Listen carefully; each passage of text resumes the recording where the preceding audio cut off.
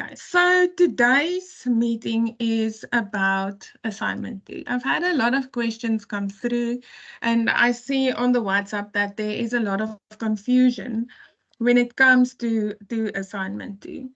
So the first thing that it's important that you know that assignment 2 is a proposal. So what is a proposal? Is there anyone that can tell me what do we mean with the term proposal? Sorry, Doc. That function showing that it's been. Let me just put my sound up or my earphones in. Okay, let's do the earphones and after. Okay.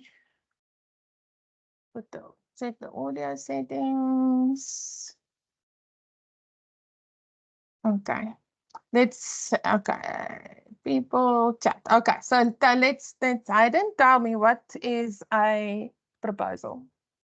Sorry, Doctor. I just put my hand up just to say that according to the chat system, it's been disabled. Being disabled. So it says Oh. chat is only available during the meeting. You can't type anything. Only available during the meeting. Yeah, but you aren't able to type anything on the chat. Okay, let me just see. Meeting options. Let's just go engagement. Meeting chat. Let's put it on here. I don't know why. Save it. Oh, sorry. Cool. Here we go. It's I've working. changed Thanks so it. much. Perfect. Okay, guys.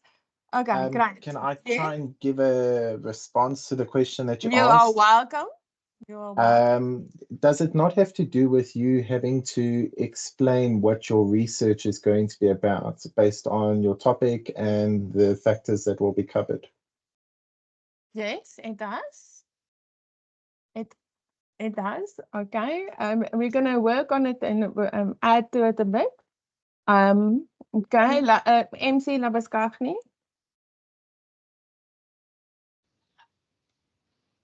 Morning, Doctor. So, if I understand correctly, we're having to propose that we want to do a research study on a particular topic. So, like a plan or like a budget, if I can put it in that way, that we are planning to do this research on this particular topic. Okay, perfect. All right, and let's see some more guys. Verosha. Okay, Doctor. I think my understanding is it's sort of like an outline of your project or your idea, and also incorporated that as your solution in terms of your objectives, what method, what timeline, what cost, if it's a business plan as such. But the main intention is to communicate and persuade, the others about your, focus point and why you are bringing them in to approve this proposal. That's my understanding. Okay, there's one word that you've used that nobody else has used that I was waiting for. It's persuade, right? So what is I can't hear anything. Can you guys hear everything or? If you can hear, okay, perfect. Sana, you need to just check it's you. Okay, so there was a word that you used, persuade. Okay, Matilda. Morning, Doctor. Morning, everyone. Not going to do the actual literature review. We're going to propose how we're going to do it. Fine. Propose how? Okay. Okay. A roadmap. I see that in the chat. Next one is M van Skalkwyk.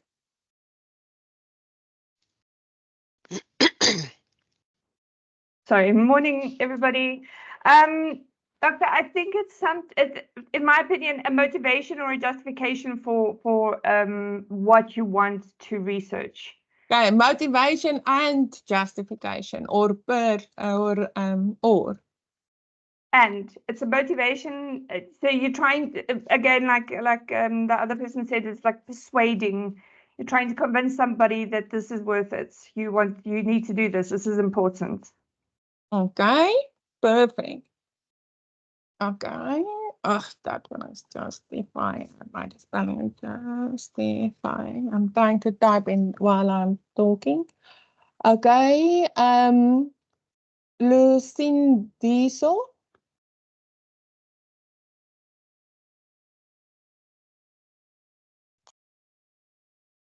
Morning, Doctor. Sorry, I was struggling a bit with my mic.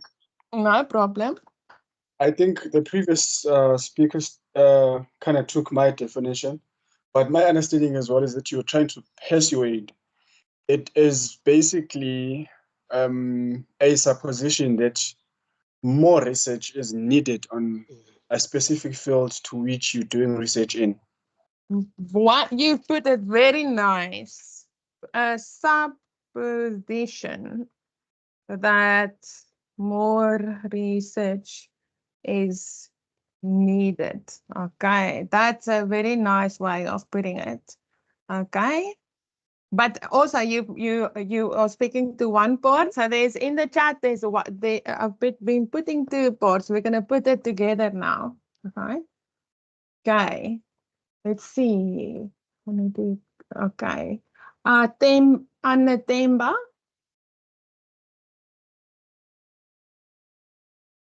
To my understanding, I think a research proposal is an overview of what the study is about. Okay, but that's also part of it. Okay. Okay. Let's see. And Renee. Good morning, Doctor, and everyone. My understanding is that you survey literature in order to identify a gap in the literature, and that gap then leads you to obviously the problem statement, and then needing to justify, as someone else has said, needing to justify why that particular gap needs to be further researched and the benefit that that will bring to, I think, the broader community and the world in terms of SDGs for this particular assignment. It's always good to use SDGs as any justification for anything that you do, even in work. You can link something to Agenda 2063 or to SDG, you always get some brownie points. Yeah. So, okay. So if we look at the chat for a moment, we will see there's a few things that came through. I want to see if we can share. If I can share, this sometimes happens, but it doesn't always help. Where did the whiteboard go? I don't know where it went. Okay. So okay. I'm trying to admit everyone. Goodness. Okay. All right. So if we then have a look at the chat, but there's a few aspects, and maybe I should share Word document with you, and then we can do this, that we at least see something on the screen. Okay. Do it like this. Do this. Share that one. Which one is sharing? Okay. All right. So if you guys then look at the chat, there's a few aspects that came through that some of you've included, some of you haven't included, and all of you are speaking to a specific part, but you're not putting all of it together. So the one thing that you need to remember, there's a few parts that that you do need in a proposal. So yes, we know that a proposal is, first of all, it is a plan. Okay, so it's a plan of what you are going to do, right? But it's also a plan that tells us why you want to do it. Right? So it's the what, the how, and the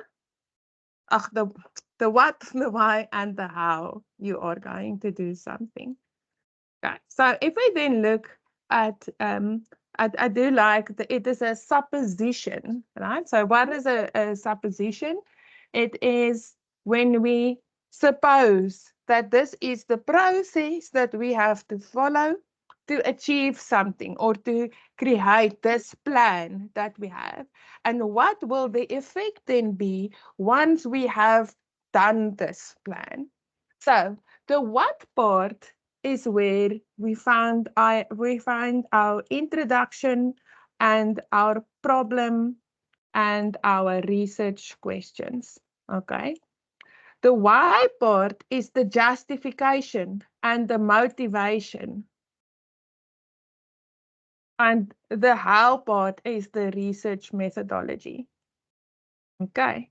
And we use all of this together to persuade somebody that this research, that first of all, I can do the research, that I know what I'm going to do, that I have the tools to do it, and that I understand the problems sufficiently enough to be able to answer the question resulting from that problem with the method that I've put together. And you've probably all heard the term a golden thread, right? So the what, the why, and the how all need to be connected and flow from each other. And the other thing also, in the introduction, the problem, the research questions or objectives, they also flow together. So just the justification and the motivation, these things flow together. And then the research methodology must be appropriate to answer all these why and what questions. We can't have, I was explaining it the other morning to a group of students. We can't say we want to solve a murder in Cape Town and then investigate a murder in Johannesburg. The two are not necessarily related with each other. The only thing that relates them is that it is both a murder. So it's both a problem, but it's not necessarily that these things are related to each other. Okay, so I need you to understand that your research proposal, you haven't done the research. You are saying what you want to do, why you want to do it, and how you plan to do it. You are not doing the research. So I think the biggest confusion and at this point comes with you guys wanting, not understanding where the rapid literature review falls into this thing. So I had to, like I was explaining the other day, I need to apply for ethical clearance so that we can do research in a safe zone, not only for the people involved with the research or for the university, but also for you guys, because I'm exposing you to something. It's like when you let kids go out in the world and play on the internet. I'm exposing you to a lot of things and a lot of experiences in this module, and I need to do it in a safe environment. Okay. And also for the people that you are eventually going to speak to, keep it in a safe environment. So one of the things that you have to do and show that you can do is plan research. So you need to write a research proposal. This is what this assignment is about. And then you have to conduct a extensive literature review, and you have to report on that literature review. Doctor? So, yes. Sorry, I don't know. I mean, are you saying just in terms of how we manage the session now that if we have questions, we have to ask afterwards, or can we ask as you explaining? If you just let me finish this, and then I will ask for questions. Okay, now. all right. Okay, all right. So, otherwise, I tend to lose my train of thought. Yeah, no, that's Okay, fine. That's fine. Okay. So, So in this, I need to go. Okay, let's just retrack. I need to keep you guys safe. So and that is, I think, where the confusion happened. So I told you you are going to use the method called a rapid literature review, right? This is the how. I have given you the part of the what. That is the research question. You need to answer that research question using a rapid literature review. So I gave you two things, right? These two are given. You cannot change them. You need to go and justify this and write your motivation and expand on this research question. And you also need to tell me why this rapid literature review or a systematic literature review that you studied for your first assignment in that Cochrane assignment, right? Why is that the right method to use for this research question? I know it is, but you need to tell me why it is. Okay. So, and that is the first part where the confusion came. Okay, so now we'll do questions. Renee. So, Doctor, so you're saying that the actual research doesn't take place now, right? Yes. But in terms of landing your problem statement, your purpose, and your objectives, and looking for the articles that drives the thinking behind that and putting pen to paper, going through those articles, is that not research? It is research, but it's preliminary research. Okay. Okay.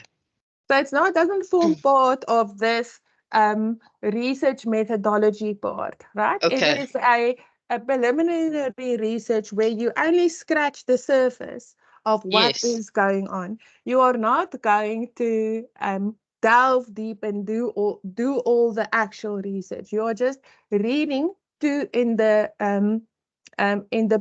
the purpose to say what, why, and how. Okay. Thank you. Okay, MC. Doctor, I just want to ask so I'm following in terms of the literature review. I just want to know in terms of our research proposal, do we need to do, for example, the hypothesis part and say our sampling, who's going to be in the sample, or who do we plan as the population group, and how we plan to collect the data and all of that? Okay, so you need to not do that because that's not the research method that I told you you're going to use. You're going to use a literature review to answer your question. You are not collecting any data other than literature to answer this question. So you're not doing an empirical study. You're doing a theoretical literature study. We will do the empirical part in the second semester, but for now, we are doing a theoretical study. We are first learning how to play with literature and how to do research on paper that is geduldig, patient, right? And not with people. So no hypothesis. Hypotheses go with quantitative research. You say, I hypothesize that there is a relationship between the participating on WhatsApp and being in the class today. And then I prove or disprove it by collecting data in that regard. You don't have hypotheses, you have research objectives because you are playing around in literature. The same when you are doing interviews. You cannot prove anything from an interview. You can suppose something or you can propose something. So in qualitative research where we are around, you can propose, you have a proposition or a supposition. You say you can propose that there is a relationship there, but you cannot prove it. So there's no hypothesis. There's also, if we'll look at the sampling and that type of thing, it's called different things. in this type of research. So you are going to go through it, but it's not called sample or population. I'll call it out and show you where you find the sample and the population, but it's not called the sample and the population for the specific methodology that we use. So that in academic research, there's a lot of language that you are allowed to use that goes with a specific set of type of research, right? So when we, for example, speak about reliability and validity, you will not get that in anything that's got to do with qualitative research. There you would get trustworthiness. If you use these terms interchangeably, you will get, it will be pointed out to you that you're using it incorrectly. Okay, so I will show you where we're going wrong. So no hypothesis, no sampling, nothing, no empirical data collection. The method is literature review. Okay, I think it's sometimes also a lot of confusion comes in because HMEMS IT teaches you how to do a research proposal for a empirical study. This is not an empirical study. Empirical meaning you are going to go gather data or use secondary data from the World Bank. The stuff is there. The literature is there. We are just going to understand something using literature. Okay, Matilda. Okay, doctor, just want to see if I'm on the right path here. So is this part of it, what I'm going to say now, that basically we're going to use the articles that we're gathering. We're going to extract the specific details that we need from it because it's already available in the studies there and it's relevant to our research question. And once we've gathered there, we're going to synthesize, like they say, all the specific evidence into single, document that we're writing. And that part of that must be the gap, basically, that's going to be identified in terms or nested in the social development goals. Is that sort of part of it? But it's not the whole thing, so I'm right? going to go through. No, it's not the whole thing. I'll show you now. I'll go through the whole thing and then you guys can see it. So break it down in smaller parts. Otherwise, it gets too much, right? But I'll show you now how it fits into the bigger picture. It's in tutorial letter 101. I put the table in there, but I'll show you now in part of this class. Melanie? Hi, Dr. Stender. Hi, everybody. Yeah, I have a very tactical question. So our team was approaching assignment 2. We started at the top part 1. We tried to put the research question, problem statement, purpose together. And then we weren't sure, like, do we approach part 1 first? Because we tried to do it. But then I think when we got to part 2, it started to not make sense because we were trying to like fit articles into part 1. So just looking for a bit of guidance. I mean, are we meant to almost reverse engineer this and start with part 2, look at articles that would then feed to and speak to your problem statement, purpose, and objectives? Does it make more sense to kind of start it from the bottom up? So you can look, the how, you guys should all know the how, right? And because you've done that Cochrane course, so it taught you how to do a systematic literature review. So we are doing a shortened time version of the systematic review. We're doing a rapid literature review, which is a systematic literature review limited by time, because a systematic literature review can take up to 4 years to complete because you include all the literature, right? So one of the groups sent me a screenshot with 1,400 articles. To just screen abstracts of 1,400 articles going to keep you busy for the rest of the year. So we are managing that amount by doing it in a rapid format, which is an appropriate format to get the most recent things out of this whole whole exercise. Okay. So, but if you give me a chance, we will going to go through this whole thing step by step. So you can approach it and say, okay, let us first write the methodology. Okay, we're going to write the methodology. There's articles that I've on this module that you can find on the library. You can go and look for stuff. And I don't like Google Scholar. You can use Google Scholar. I've also uploaded a video on my YouTube channel that Dr. Milani made, the librarian made, on how to link YouTube, Google Scholar with the UNISA library. So you don't have to pay for articles or don't have to look for them again. So if you watch that, you can they show you exactly how to click and what to click. So you can use Google Scholar, right? When we get to the next part, you cannot use Google Scholar. You cannot use an AI, you cannot use anything because you are doing something specific where you do not have access to where AI doesn't have access. And there's a specific reason for it, right? Okay.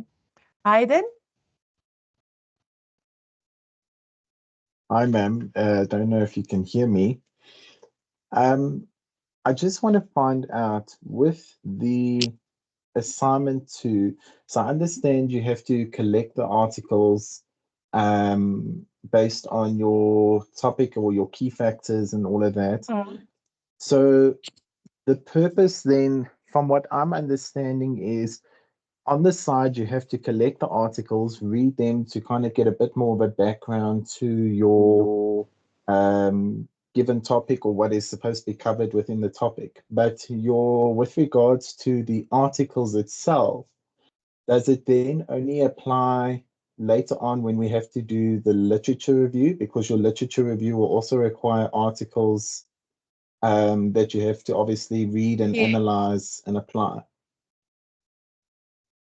Okay, so let me answer that. The part of the how is that table that I've put in assignment 2. So when you work through the table, it will filter it down to the articles that you will then include in your analysis. So that is the data that you are going to use. So you have got, like I said earlier, I will tell you, so your population then is Scopus or Web of Science and Sabinet. That's the population of articles that we are using, if we want to call it that.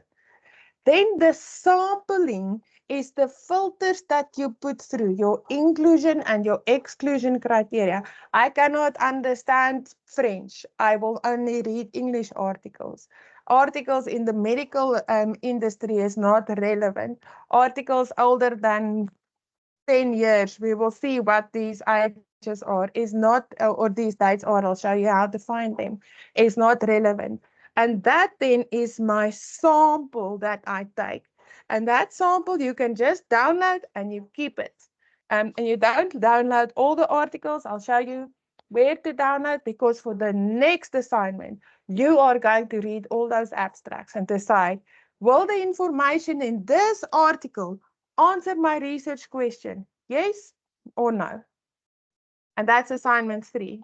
And then I take out all the no's and I'm going to read and synthesize all the yeses and write a paper that answers my research question. And that's the ultimate goal, right? We want to use this how to answer that question. So all of you are going to answer your research question, and we're going to do it using the scientific method of a rapid literature review. Does that make sense? Yes, it does. I just have 2 other questions, one with regards to the articles in Google Scholar, and then the other one with regards to the table that you're talking about, where it shows Web of Science and Sabinet. So I know with the one video that you said, it was actually supposed to be Scopus put in the table. Are we then because I'm sure there is some people that have used Web of Science and then Sabernet or Scopus. Are we allowed to extend the table then if we've used all three to add It's fine. the Scopus file? Okay, and Yeah, then the it's thing fine. with Google Scholar, I want to find out.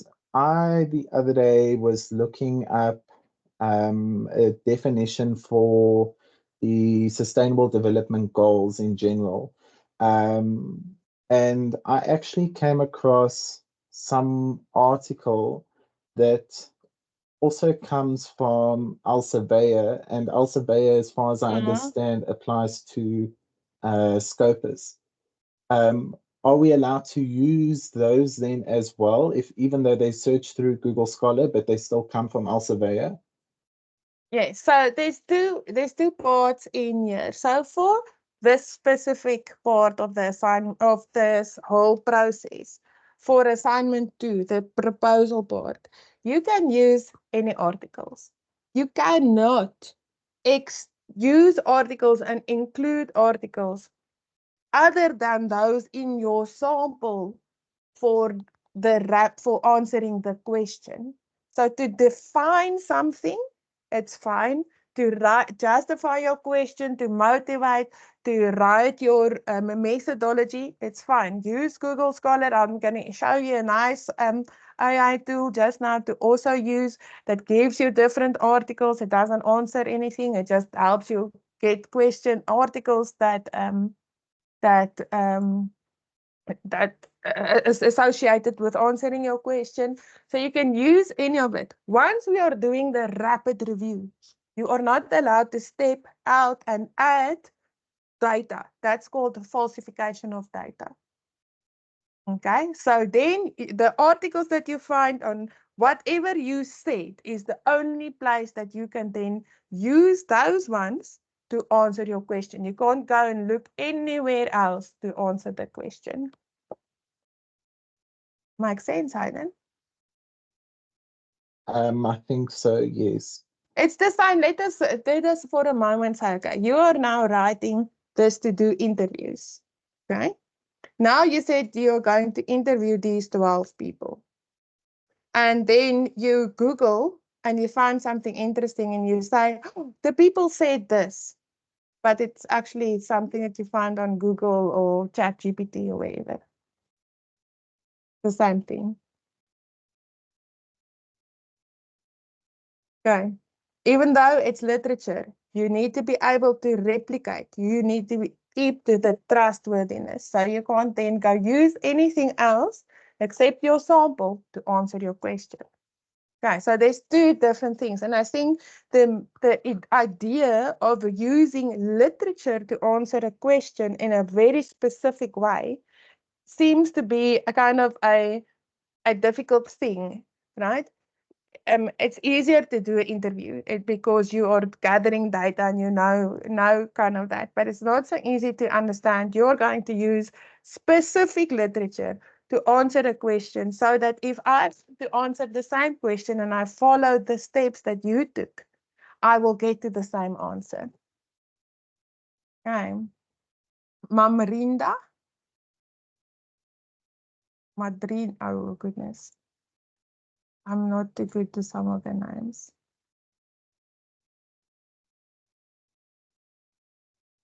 Hello, it's Yes. Madira. Morning, Madira, doctor. okay. Morning, Yes. teams. Okay. Yeah, we have everything. We tried everything. Then we start now on the research objectives. It says align with the research problem. We have research problem. We have question, but the information that have been written here, the research objective should be what. For example, the research objective are to identify and compare the factors that influence obesity among children and what. So we start now like, where do we go? Are we now talking about the obesity, or we must concentrate on the research question and the research problem that we have? So that's my blue part, right? That is an Is example of why, all right. how to Thank you. structure it. Yes, no. If it doesn't speak to it, it is just an Okay. example of how it should All work. right. Thank you very much. Ah, Okay. okay. All right. Thank you. All right. Okay. I want to just comment on the WhatsApp. I don't like you to use Google Scholar. So if you're going to ask me, can I use Google Scholar? I'm going to say no. Google Scholar is unreliable. It's got publications that are there that was not peer reviewed. You cannot trust everything that you find on Google Scholar. So if you're going to ask me on WhatsApp, can I use Google Scholar? No, don't use Google Scholar. Why do you want to use Google Scholar if you've got the whole University of South Africa's information? And I tell you now, you are studying at the University in South Africa with the most access to the most journals. If you can just go and summon, and if I say summon, is you go onto the library page and you say keywords and it will give you stuff. Or you can use different tools that actually give you non-predatory journals. So, Sebastian, I do not want you to use Google Scholar. If you use Google Scholar, make sure that you don't end up using information that was not peer reviewed, that comes out of predatory journals, that is uh, newspaper related or sensational information that is actually false, that will cause you to make decisions or steer your research in directions that it shouldn't. If you use Google Scholar, do it with caution, right? There's a lot of information there that helps you to start and kick things off, but there are other tools to use, and we've been trying to show you all these tools to use. But if you insist on using Google Scholar, I'm not going to stop you to use Google Scholar. But for the next part, you cannot use Google Scholar. I want you guys to understand it very clearly. Google Scholar, you cannot you cannot delimit the information. You're going to end with 20,000 articles. Who of you are going to read the abstracts of 20,000 articles? And how are you going to download those abstracts into Covidence? You won't be able to. Okay, so use Google Scholar.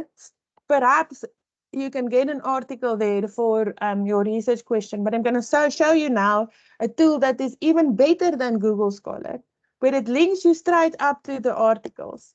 I've put that also on the WhatsApp group. So yes, I do not like Google Scholar. I do not use Google Scholar myself. I don't even Google anything.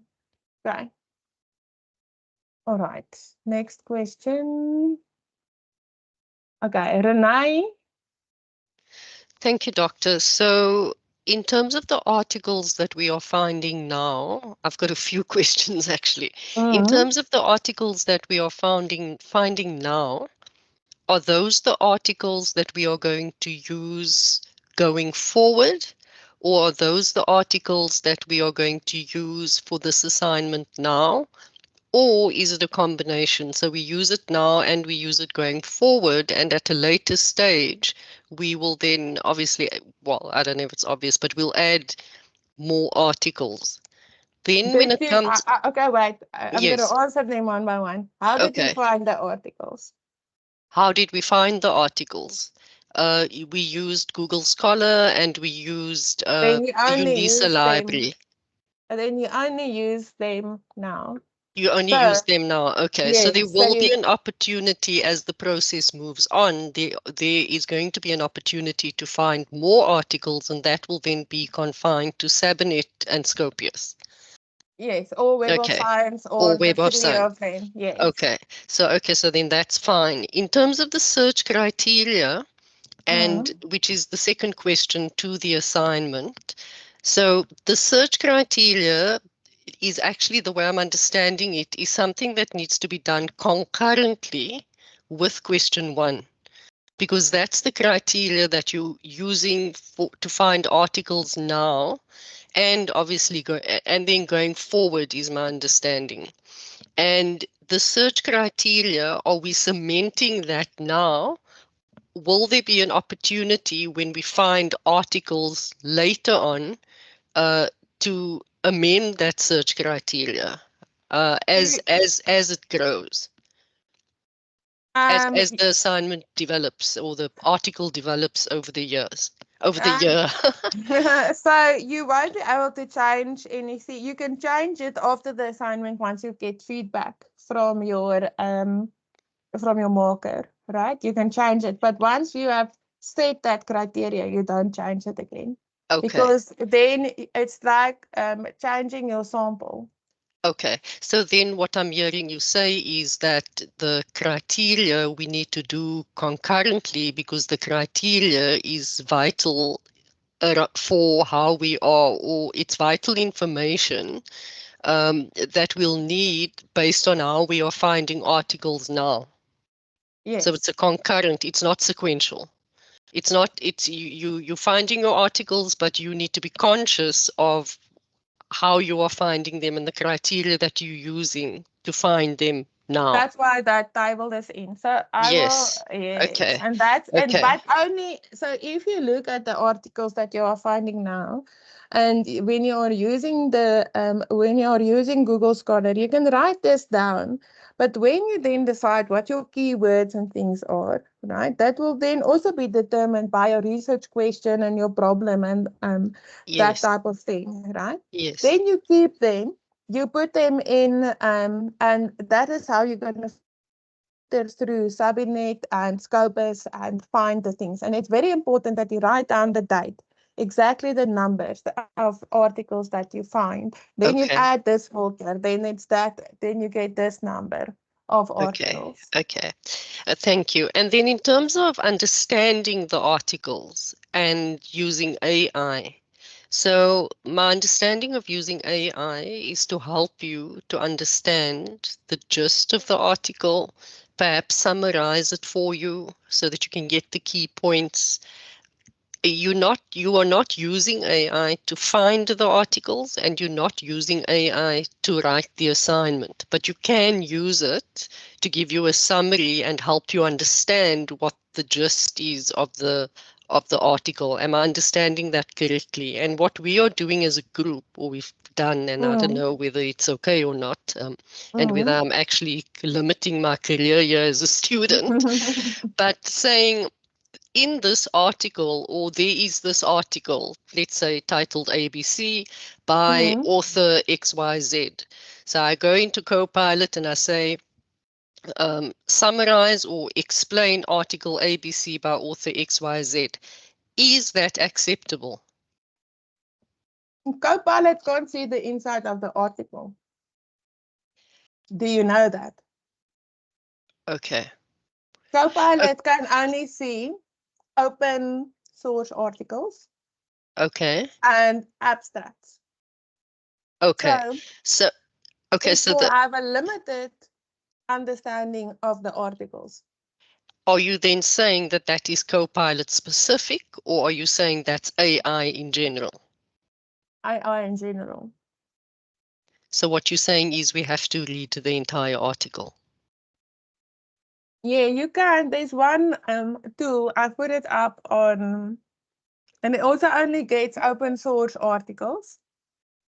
I put it up on on that honors group yesterday. Yes, I saw that. I saw that one. I don't remember the name, but I saw it in the lessons. Okay, no, that's fine. When you say open source articles, what do you mean? It's articles that most of Scopus and Web of Science, you have to pay for the article, right? Okay. You've seen that as I pay $23 or whatever. Yes, I've seen that, yes. Open source articles are free. Okay. Okay, no, that's fine. Thank you. So the articles we got off from Google Scholar were all free. So if we're using those free articles and we're saying Copilot summarize it for us, Copilot would then be summarizing and knowing that article. Yes. Okay, perfect. Thank you. Then we're not that far off, or okay. All right. But that's also why we are doing this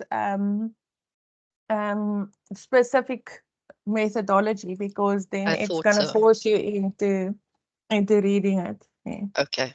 All right. Thank you. Mm. Okay. Okay, guys, I'm going to. I see there's a lot of hands, but before I do that, I want to just quickly show you the first group that types their research question in the chat. I'm going to use the question. Go.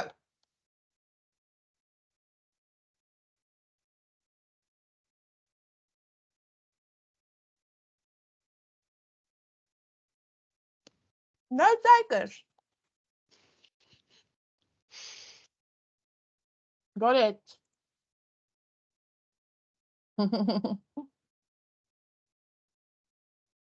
Okay. So the tool that you can use is called consensus. Okay. So in consensus, you can type in your question. Just go here. Okay. Just get it.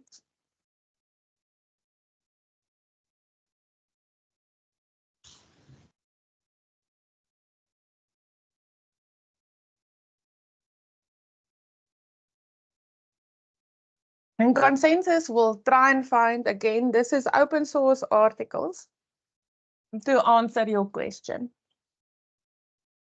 This is a good tool to use to justify or find your problem. It's not a tool that you can use to do the rest of the rapid literature review, but it can help you answer your or find the problem that is leading to this research question. To help you write your introduction, it can help you persuade, right? So what are the effective strategies for integrating crisis management, right, into supply chain to address disruption and contribute to the sustainable development goals? So they've got different types of questions. If you have a consensus, they say that effective strategies for integrating crisis management can include adopting Industry 4.0. So we don't want to answer. Watch out. A lot of groups are trying to answer this question in building to the problem. You are going to answer the question using that. So that's why I say this summary is not going to help you at the moment. But what it does help you is to say, why is it important? And then you can then look at the article, read the abstract. And then if you want to, then it tells you that it's a literature review, which is a good thing, because then you can go have a look for perhaps at the methodology that they used. Right? And that is one of the important things that you have to take away from today, is that we are going to use a methodology which is related to literature. We're not going to do and go speak to people. So when you're writing your research objectives, they have to be research objectives that you can find then that you can find literature on. You can't have an objective that will lead you then to collect empirical data. You are not allowed to collect empirical data for this part of your assignment. Okay. So you can then browse through, than Google Scholar. Okay, you can go to Google Scholar. You can type the same thing in. And we can try Copilot with the question in here. We can also go try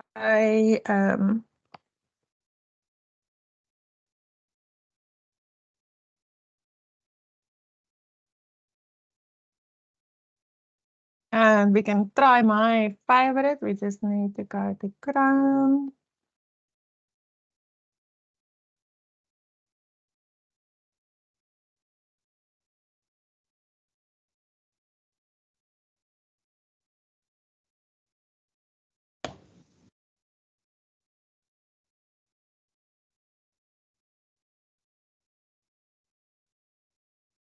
So it can give you all the answers. There's not one reference in Pi.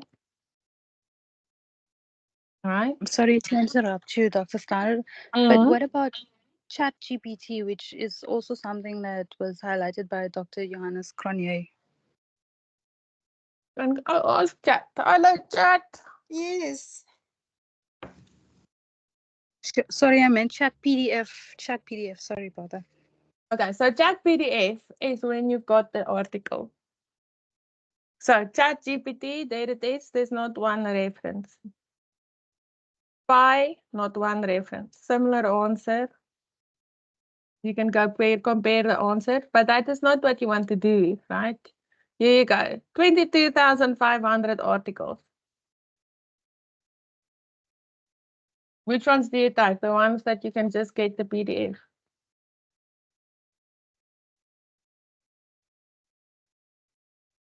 There's the PDF. It's not even on the journal's letterhead. So how do you know? Now you in any case need to then go to the library.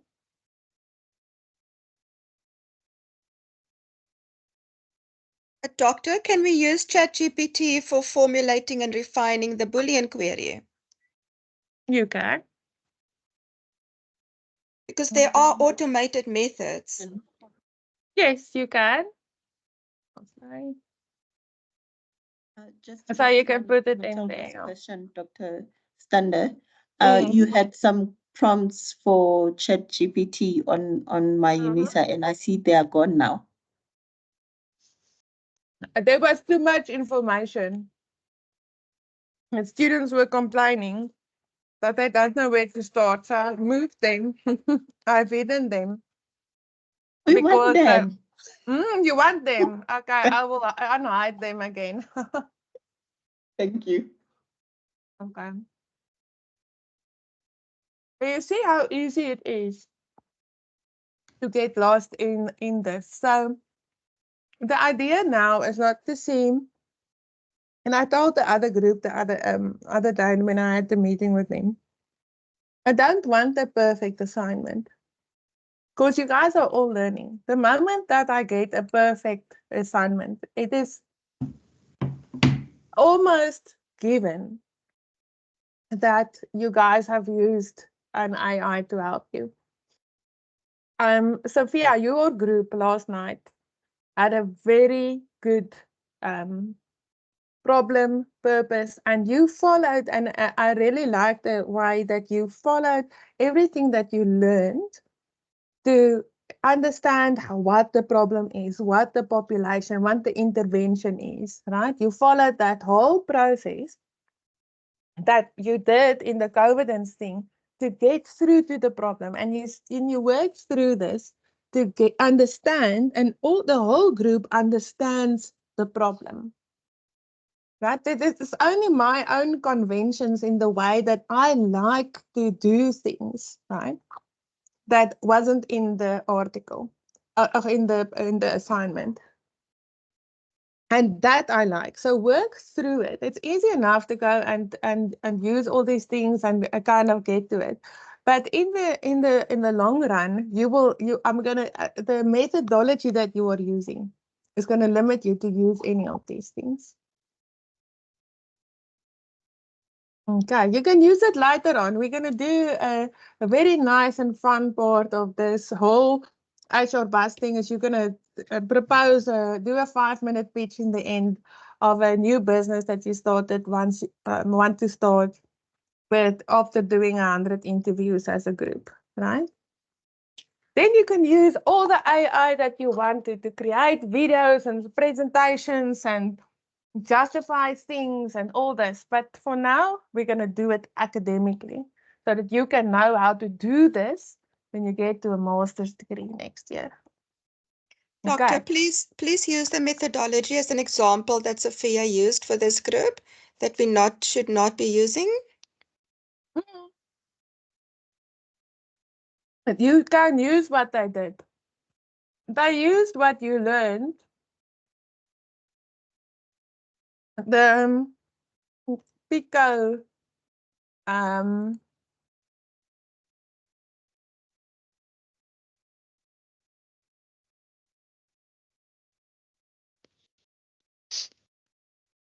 that you learned now in the first assignment, right? What is the population problem or problem? What is the intervention? What is the comparison? And what is the outcome? Remember, you studied this for that first assignment, Yes. right? So they use this to determine the problem and to define the problem. Right. So what is the population? What is the intervention that we are seeing? What are we investigating? Right? What are we going to compare? What is the outcome is that what we want? And they use that then to develop going backwards. Sorry, So Doctor. For our question, we don't have like a comparison because we tried to use the PICO thing. However, we don't have a comparison.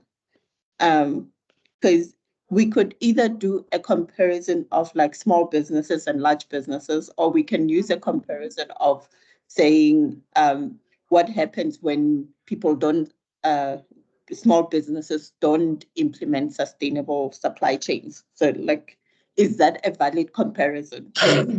yeah, look, you're not going to give me all the detail behind it. It's just to work through it. So you can have a comparison and say, okay, you guys as you're working on small businesses. So is it the comparison can be small businesses versus large businesses. It can be businesses including it or not including it. In the literature, that might even be a nice objective. Compare the practices of small business to a large business, a small business to a medium, a micro business. Right, so these comparisons is where you also find sometimes a nice research objective that links to your problem.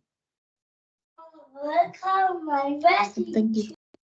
Doctor, sorry, just coming back again, and sorry if I'm harping on this. I promise it'll be the last question about it. So our group now. So we're using Copilot to explain the article. You've told us it's open, and we're literally just using it to understand the topic and to understand the main points. I was then thinking, because you mentioned earlier that of course Copilot doesn't reference, right? So if we were to use any of those topics or those ideas to justify why we're doing this piece of work, I was then thinking we would then go back to the article and go and find that specific point and then reference it. You can. Is that good? Is that okay? You can go to Copilot. It's better than ChatGPT. It does give you kind of a link to go to. Yes. But again, okay, so this is now where you guys did that course, right? Yes.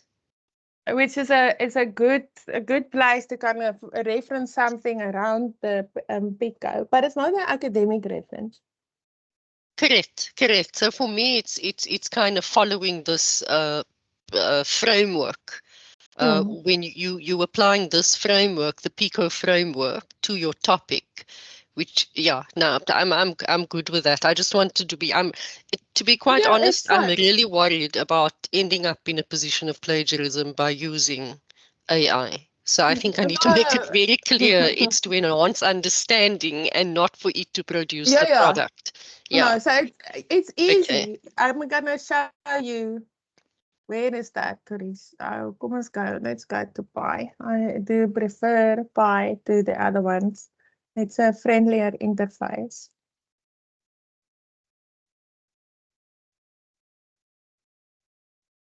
Okay, let's go to Pi. Okay.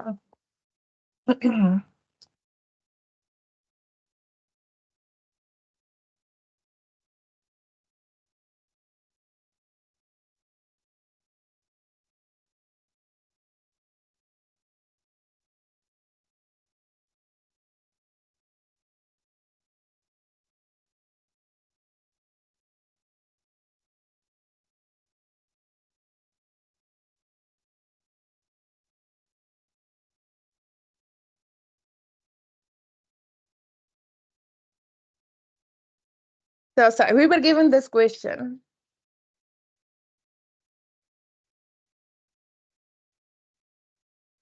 Also, it also gives you a nice statement of problem, but you cannot justify it citing by.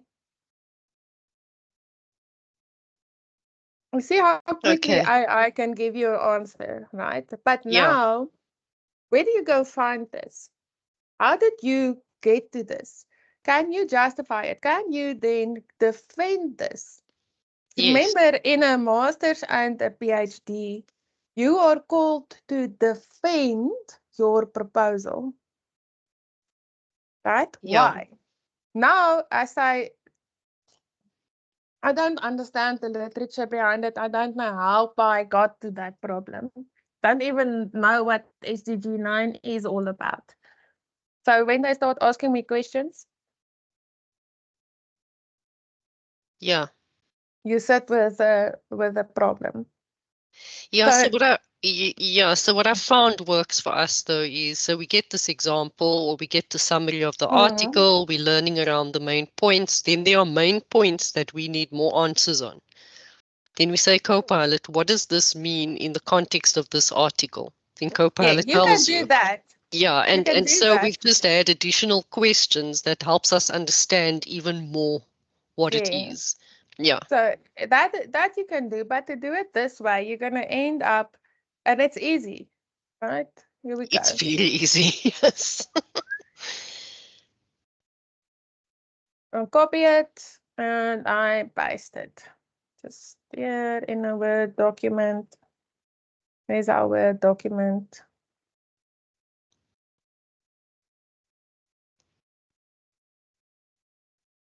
Okay, problem done. You can even, let me show you, can But even is that go. not plagiarism though? Yes. That's plagiarism because now I'm taking, I mean, yeah, I mean, that's just shouting plagiarism to me. Yeah. Yeah. But so, and the point, I don't care so much if you copy and paste this because that will highlight, right? The problem I've got with the use of these large language models, not so much the other one that I showed you just now, right, is that it does all the thinking for you. And the Correct. moment that you've read this, it's very difficult to unread. So rather go and put, once you've done it, right, put your problem statement in there and say, without rewriting this, how would you improve it? Yes. Understood. Okay, so I would then just stay away then from using it like this because it's very difficult to unread what you've seen. Yeah, no, I'm not expecting for it to do the work for me. Maybe Yeah. help me with understanding, but not do the Yeah, work. Yeah. perfect. And Okay. then okay, so then that I want to then okay, so the problem statement is only 2 marks, guys, but it is the most important thing that you have to do in your entire research ever. Whether or not it's now for this module, if it's for work, if it's for a master's or a doctoral, if it is for church, if it is for whatever thing, understanding and justifying. And that's why it's important that I said you have to justify, you have to say, why is this a problem, right? To know what the problem is, it's easy, I showed you now. But to justify the problem, to get the understanding of the problem is the most important part because that will influence all your decision making going forward. So yes, it's only 2 marks, right? But in the end, you will not be able to understand or know which articles to include in your research if you don't understand where your problem came from and if you don't understand your problem. So those 2 marks are the 2 most important marks in this whole module. And you will see it in the later in the year. We're going to again go find the problem. I'm teaching you the whole time, find the problem in work. If you have to do a project, you're also solving a problem. And if you get the problem wrong, You're doing all the work for nothing. Hayden and Varusha. Sorry, ma'am. Can I just ask for this? Well, not just for this module, for all modules in general, but I'm talking on this one in particular. With your AI systems, is it not rather safe to avoid using them? I understand why people want to use them to try and help understand what they type into the system or to get an AI's perspective. But like you say, it's easy to put it in and to get a response, but once you've read it, you can't really forget what you've read. So I'm sure more than most times, there's a lot of students that some not purposely, but some on purpose will sit plagiarizing stuff that comes from the AI system. So is making use of an AI system for this module a must do, or can you, to be on the safe side, just avoid it in general? I would use it for work purposes, but I wouldn't use it for research purposes. So or study purposes, because they've set up things in such a way now that it will pick up any AI generated text from any of these things. So yes, I like the idea of using certain tools, like the one I showed you, this one, to help you find consensus, to help you find articles. But it's not to go and copy that. Right? It is to go, it helps you to look at, okay, there's articles that speak to this. Right? So did I know that I have to search for something called a resilient supply chain? No, let me just go read what it is about. What is the new resilient supply chain network model with a novel fuzzy programming method? What on earth that is, I don't know. But so now I can say, okay, what is that? Right? And I can open it in the next tab and ask it. Yeah. And it will give you more articles, right? So, oh, I'm not sharing again. Sorry, Doc, can you share? Oh, yeah, there we go. Okay, so then I open it up and oh man, this if I share it, it goes, that thingy goes here to the top. I must move my bar. I want to just move. Just give me a moment. Ah! Okay, so here I can say,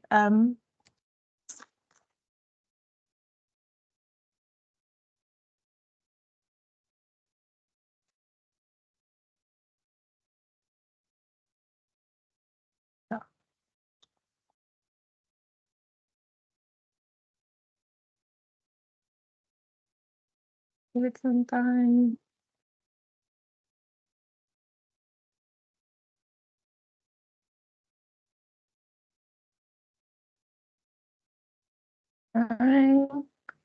Okay, as it says, a resilient supply chain is one that effectively manages disruptions. Okay, so there's something that comes through here. It's called disruptions. I don't know, what is a disruption? And the whole time it gives you articles to go read. And you can cite. Let's see, an empirical study. Okay, a resilient supply chain is characterized by factors such as supply chain visibility, cooperation, information sharing, trust. Goodness, that is an interesting thing. Let me go read this article. Where do I find it? Because they don't give me the full article.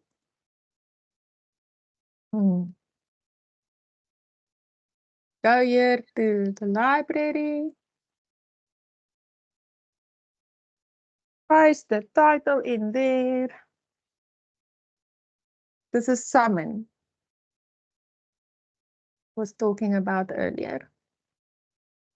Does say we go and get that PDF.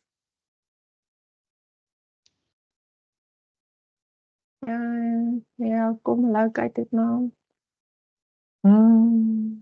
Go back. It's not secure. Refresh. Okay.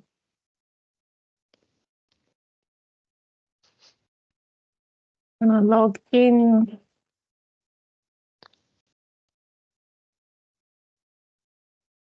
Oh,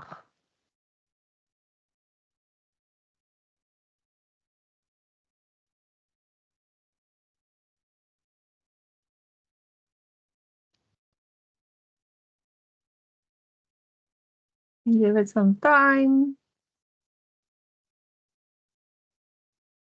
But it does take some time to get the information. So it's not something that you will just get all of a sudden by the press of a button.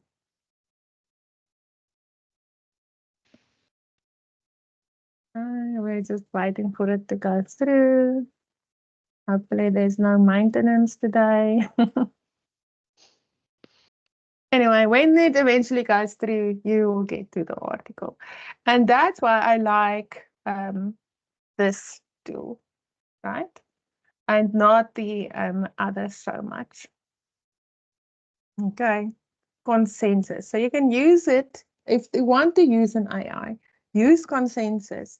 It also shows entrepreneurship resilience. So the important part that I get out of putting it in here, that crisis management requires resilience.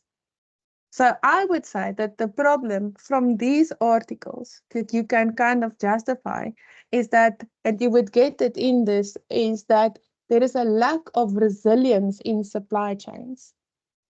And that's why all these articles are writing around resilience. And you would get it in the article. You would get somewhere somebody says that this is a problem, is a lack of resilience. Okay, so it improves like supply chain resilience. Let's have a look. Even in the abstract, it would probably say the purpose.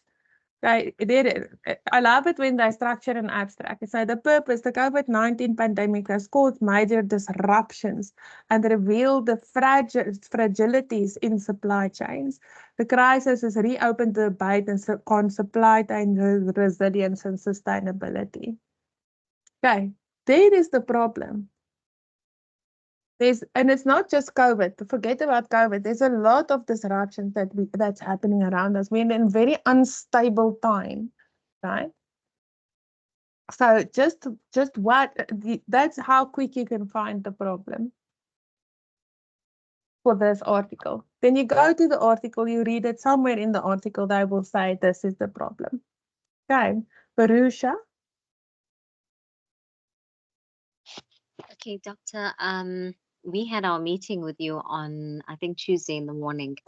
And the way we decided to tackle the article story was, and I'm hoping that we are on the right track.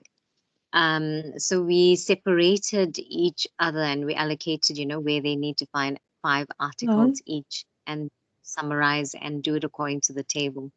So altogether, there's going to be quite a lot of articles. Is there a minimum or a maximum amount of articles that we can tackle? And do you think we approached it correctly, as in breaking it down and allocating to each team member? For this assignment, yes. For the other assignments, no. I'll show you how to do it now. Yeah. Okay. Aiden, yes, your problem comes from the topic in your article. So the problem must be a problem that you will solve if you answer your question.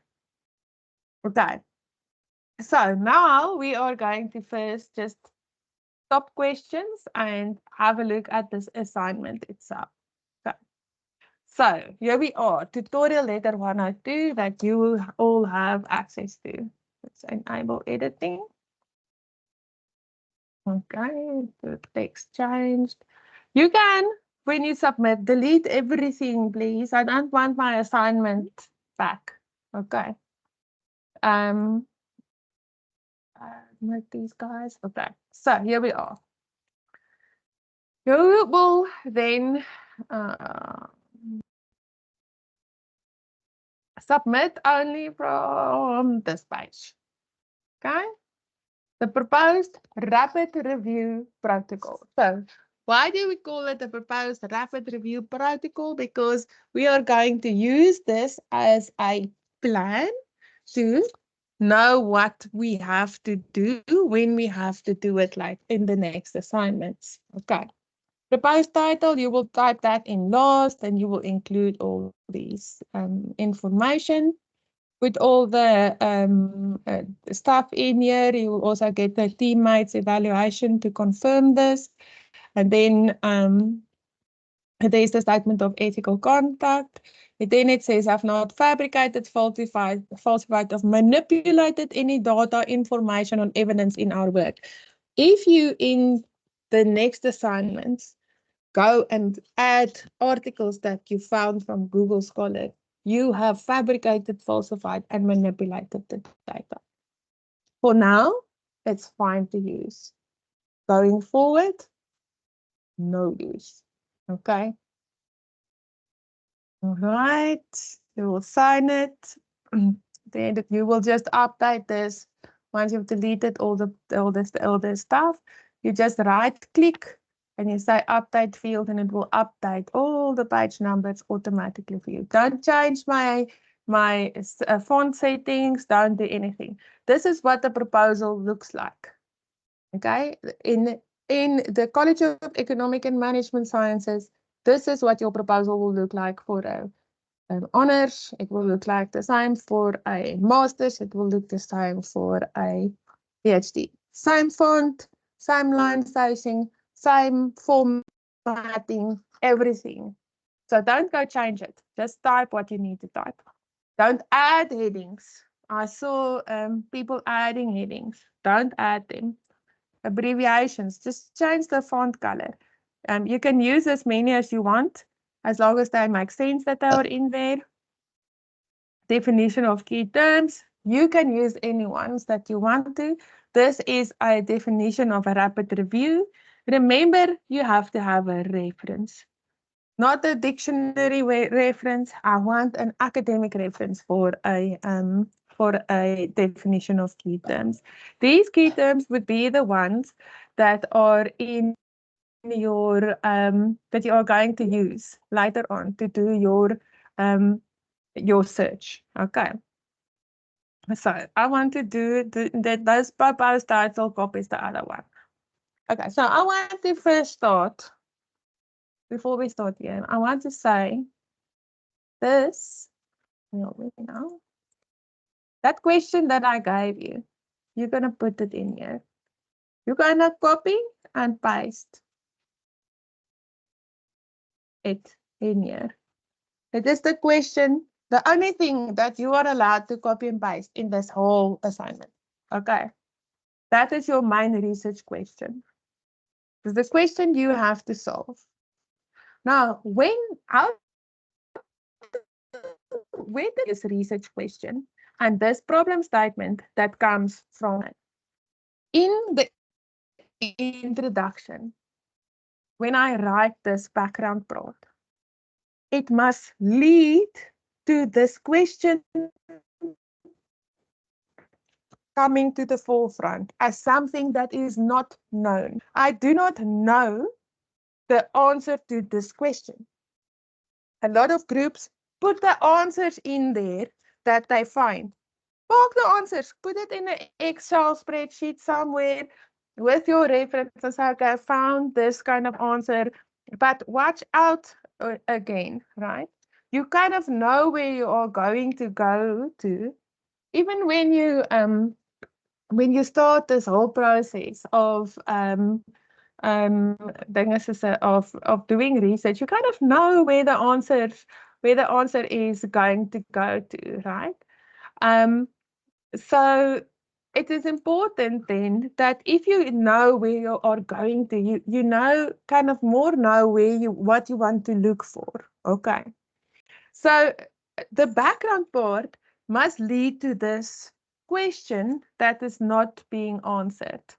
Okay. How do you know this question is not being answered?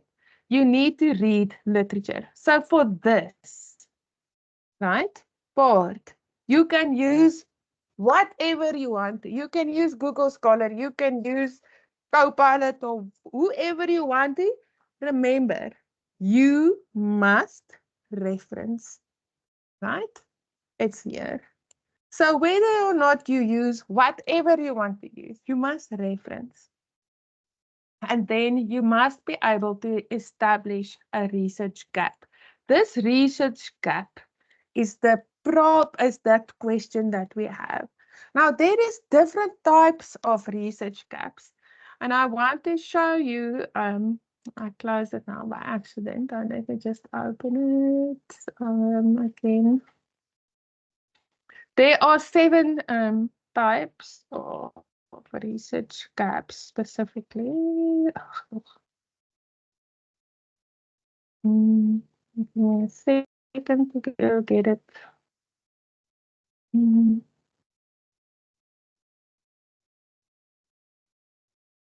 I'll put it in. I think I did share it last night when I wanted to show it. I shared it. It says say that was shared. Here we go, a moment. It's opening the image. There we go. Can you see the PDF? Yes. Okay, perfect. So there are 7 types of research gaps that you can see, and it is described by the type like you see. There's a population gap, an intervention gap, a comparison gap, an outcome gap, and a setting gap. Okay, which then moves back to that big Go framework, and that is why I say if you use this to help you understand what your problem is. And he comes and he says there are 7 types of research gap. There's an evidence gap, there's a knowledge gap, a practical knowledge gap, a methodology gap, empirical gap, a theoretical gap, and a population gap. So because we are doing the research in Africa, it is likely that you will all have a population gap in this report. Right? Look at the population gap, because you guys are not going to do empirical research. You're doing a theoretical research at this point, right? So you need to show that you have a theoretical you are not collecting new evidence, you're not going to do practice, you're not reinventing methodology, and you're not getting empirical data. So if you read this article, I'm going to put it in the chat on what is theoretical and knowledge gaps. Okay, so this is where we are. Those questions that you have addressed is a question that emphasizes that there is a knowledge gap or there is a stick gap. We want to then answer this using what we are doing. Nobody's ever answered this question. Okay. Okay. This one, let me upload it in the chat quickly before I move on. Sorry, ma'am, can I just ask, so with the research gap, so from this article that you're showing us now, we have to read the different gaps that you get, and then do we have to then state which gap would apply to the given question that we've got? You can, but it's not a requirement. We're not going to mark on it or not. You can. It just helps you to understand what you're working for. Why does it not want to share here? So I'll put it on. I don't know, for some other reason it does not want to come there. I don't know why. Okay, I'll check it out now. Remind me when we are done. So you can, but you can also you also don't have to. But the idea is, if you look at that article, it will tell you what do you need to have a knowledge gap, or what do you need to have a theoretical gap, and that you then need to kind of go and build your introduction so that you show this gap, right? And this gap is then that question that remains, right? And then the problem must be something that you will solve if you answer the question. So in the previous classes, I used that example of a murder. So your question is, who committed the murder? The problem is the murder, right? So the two things have to go together. So the problem can't be who filled the swimming pool if you are investigating the murder.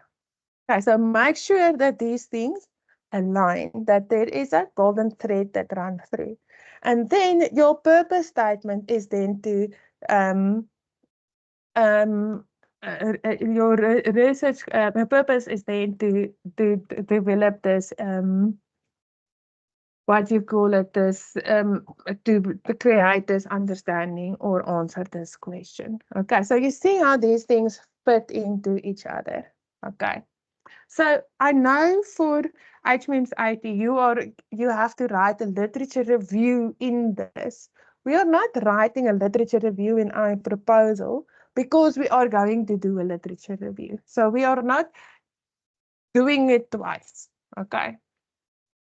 And also you have the whole semester to write your proposal. You have one assignment now. So we're not doing a literature review. Although the 20 articles that you have to read for this assignment is for this part. Explicitly for this part. Why? Because you need to tell me what the problem is. If you don't read these articles, you will not know what the problem is, and you will not be able to defend it when you sit in the chair of a master's or a doctoral student and they ask you, so why, how?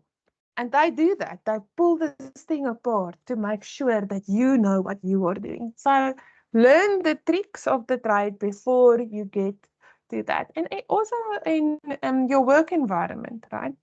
You can't just go and use ChatGPT, and then when you have a presentation to make, you don't really know. And if the CEO asks you, but why did you make this choice? Because ChatGPT told me to.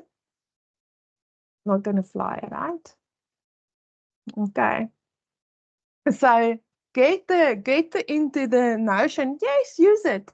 It can give you some summaries. It can give you some ideas. It can fix your Afrikaans, and it can, all that type of thing. But don't let it take over your brain. Okay. All right. Here we are. Next thing. Okay. So now you've justified. You have motivated. You have supposed what this research question is. And then you have to bring in the problem. So the problem is about a half a page where you contextualize the problem. You say that in South Africa, I had a discussion with the University of Texas, and we quickly made a comparison between Tshwane and Dallas, right? To justify certain things that we are doing. So Tshwane and Dallas in Texas have a similar murder rate and a similar unemployment rate, justifying a decision to work together on something. And what is the problem that we want to investigate? It comes from out of that similarity, and how we want to collaborate is justified into there. Mckeezy? Hi, Doc. Sorry to ask if this has already been answered. You just said now that it's okay to have, your language fixed by sort of these large language models. Earlier on, you did mention that there are already tools that detect sort of these AI-generated speech. I just wanted clarity is, will they detect sort of material generated in the context to answer questions, but what will it also pick up if grammatical errors are being fixed? I just want some clarity on that. It's a very difficult question to answer. So, if it only fixes grammar and it doesn't rewrite, so it's important in the way you prompt them. So if they rewrite the whole thing, it's going to pick up as AI written, because there's, I don't know, somewhere in the way that they speak that it picks up. But if you ask them, don't rewrite it, fix the grammar, it's better. Okay. No, I Yeah. understand. We just have to be careful. Yeah, just be careful with it. And for this module, I'm not too concerned. Strategic management, they're going to mark you down. They're going to get 0 and even a disciplinary. So stray away. For change management, all the other modules, I would just not scratch it, like Aiden said. Just leave it. For work, check it. I use it the whole time. This is what I'm going to say in the email, write it. If I change the email, copy and paste, I sound very fancy. Doctor, and Grammarly? Grammarly is also fine to use. We have a subscription to it. It's also safe to use. Some of these AIs unfortunately keep your answers, and it will come up and present it to somebody else and they put the same type of thing.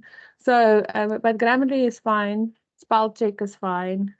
When you write an exam type thing, don't worry about spell check. Even put it off and Grammarly off, especially for like something like strategic management. The more spelling mistakes, the more authentic, I think. Sybil?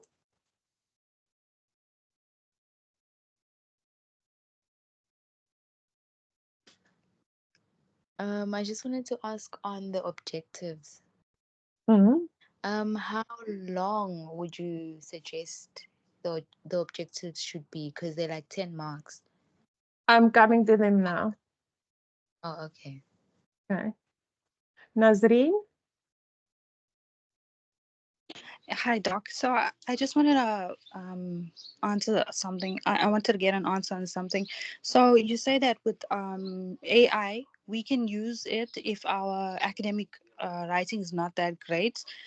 So what we can do is we can paraphrase something and we can write our idea of what we see the author is saying, and then to make that in academically acceptable text, we can take our information, because this is now our idea.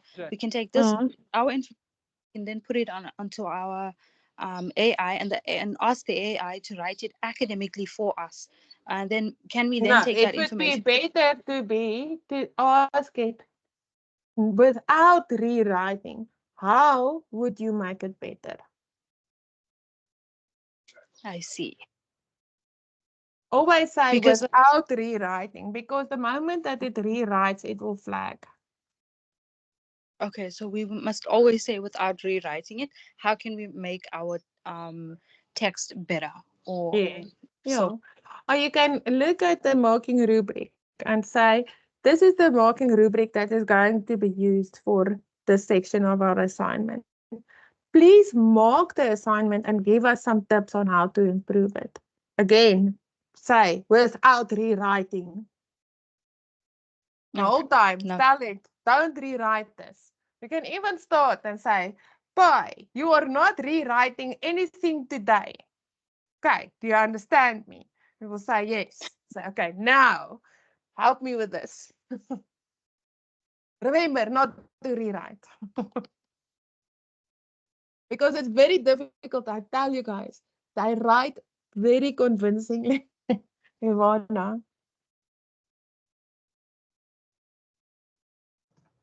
Good morning, doctor. I hope you're well. My question is with regards to the problem statement. I noticed that there's a lot of information that needs to be in the problem statement, but it only carries 2 marks. So can you tell us the expectation in terms of how much we should write? For example, like maybe 2 paragraphs, 3 paragraphs, because I don't want to spend too much time focusing and putting all the information on the problem statement, and it's only going to be carrying 2 marks. So can you give us an idea as to what is expected of us in terms of information? Okay, so the problem statement itself that I'm going to give you 2 marks. I'm going to read the justification, right? I'm going to read it and I'm going to read through everything you write, and then I'm going to give the marks for this sentence.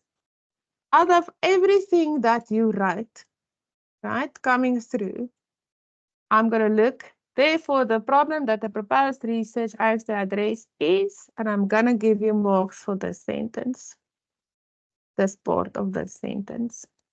And I'm going to decide whether or not you get the marks when it comes to everything. Does this sentence matches this part? Does this sentence match the question? And if it doesn't match and it doesn't flow from there straight through to this, you will not get your 2 marks. So you need to show me that you deserve those 2 marks. to tell you how long it should be or not it should be. This is this part. When I examine a the PhD thesis, I go read the main research question, read the problem statement, and I go to the final chapter and I see if they answered it. If there's flow between this one, and if they answered this question. If there's no flow, I fail you.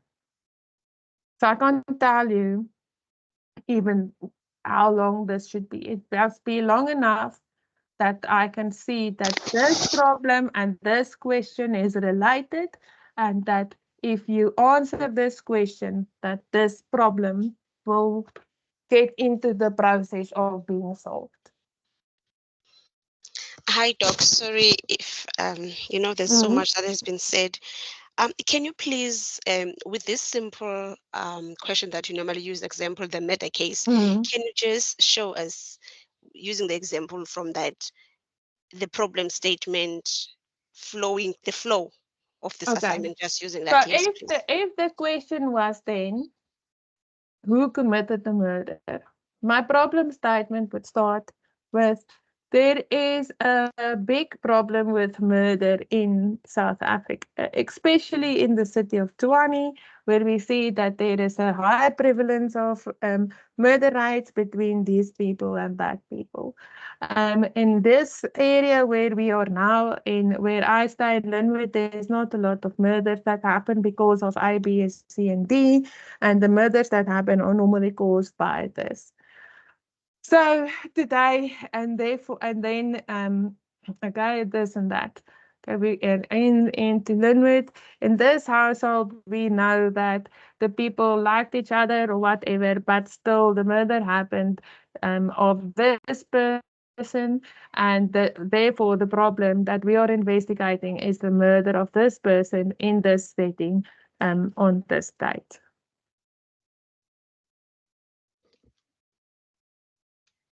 Make sense? Yes, Doc. Thank you. Doctor, and all of that you're saying needs to be referenced. Yes. All of that you're saying needs to be is what you have found in your articles, and Yes. it's not your opinion. It's no. yeah. In the murder story, it is now my story, but yes, you will have to reference it all. Yeah. Okay. Now, okay, so then the purpose is is just take this and shift it around. I'm sure you've learned now in Eichmann's IT by now that if you have a question, you can just flip it to become an objective, right? So last night we worked a little bit around this in the one group, and their objective was actually, or purpose was then to develop a framework. And it's very nice if you then look at that PICO framework, because in there, the objective is then eventually to solve your question that I gave you. So all of you have a question. The purpose is to solve the question. And it will also depend a little bit on what is that problem in there, right? So purpose is to answer the question that will solve the problem. So you combine that into each other. So it makes a nice package. Purpose can't be outside, right? So remember, if the problem is the murder, the question is to who committed the murder. The purpose is the investigation of the murder, to investigate the murder of so-and-so. Okay, so that is then the purpose. Okay. So that's why I said start with the research question, identify key elements, right? And write then an informative statement. The purpose is a statement. In light of the main research question and the problem of the proposed or the purpose of the proposed research is to do something. Okay. The purpose is always to do. It's always a verb. Okay. Okay. Now, research objectives. Research objectives are the steps that you take to solve this problem, to investigate this problem. Okay, so before I go, I'm going to give 2 questions, Renai and then Tadenda. Sorry, doctor, that was an old end. Sorry. No worries, no worries. Tadenda.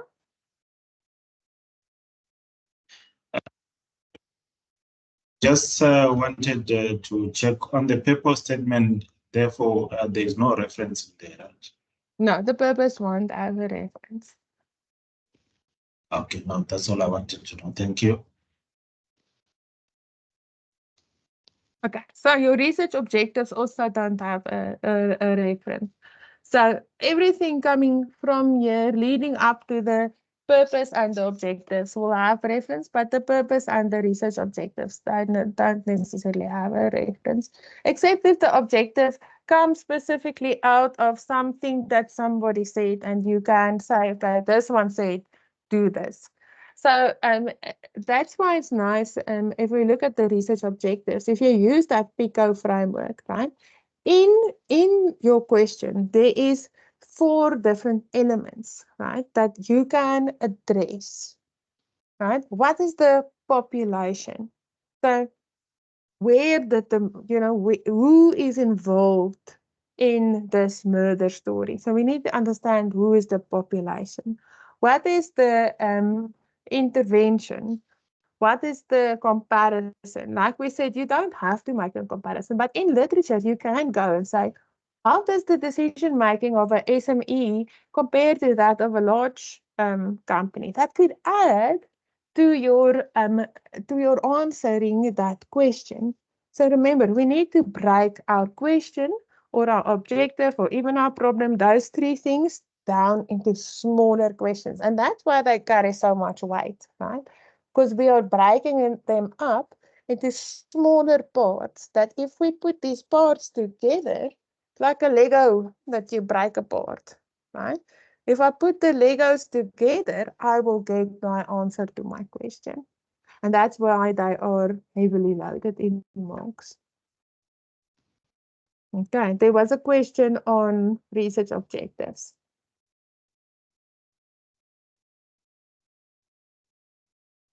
Who asked it?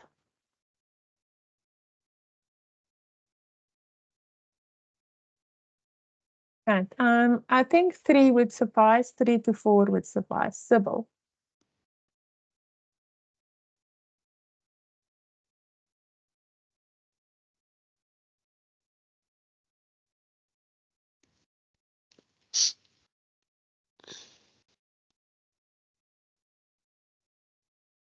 Sybil, no question now.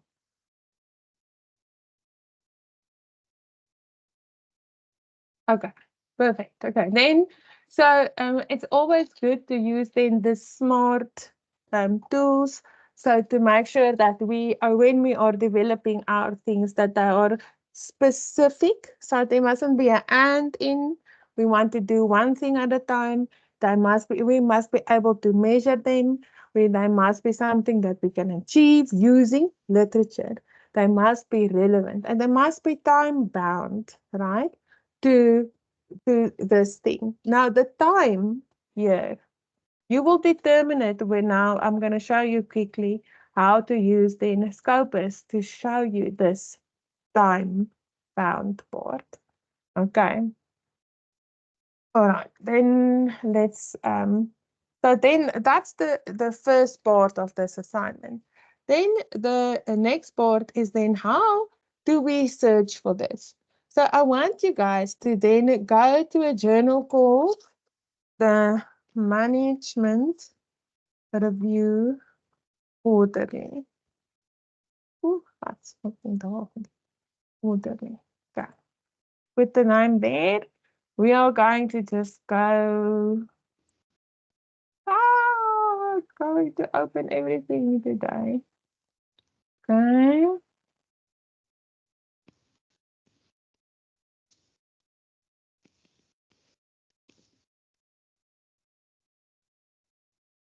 Are those the 6 tips, Doctor?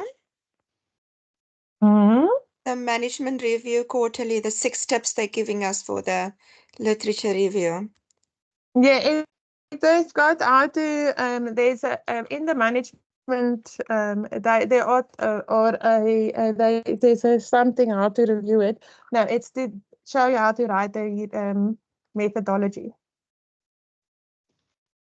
Sorry, Doctor, can I backtrack just Yeah. 2 steps? On the research objectives, I just want to clarify. You said 3 to 5 objectives, and they must be smart and all of that. Do we document them like a point form or in a paragraph? No, point form. So Thank you. it would probably go something in light of the purpose, the following research objectives are proposed. Okay, thank you. Okay. I want to go to the journal. Not this.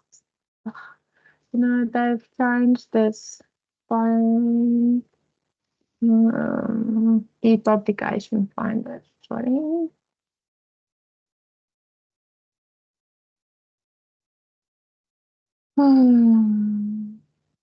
Okay. Go to e-publication finder.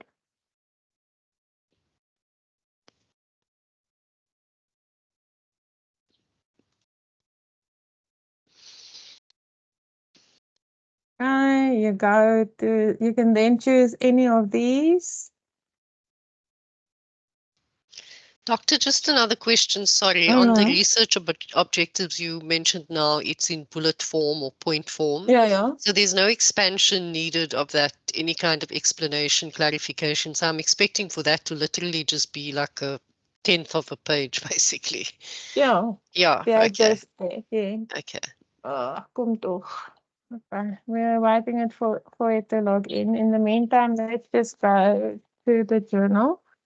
You won't be able to see a lot if we go straight, but Hi, it's Doctor. fine. Sorry, Yes.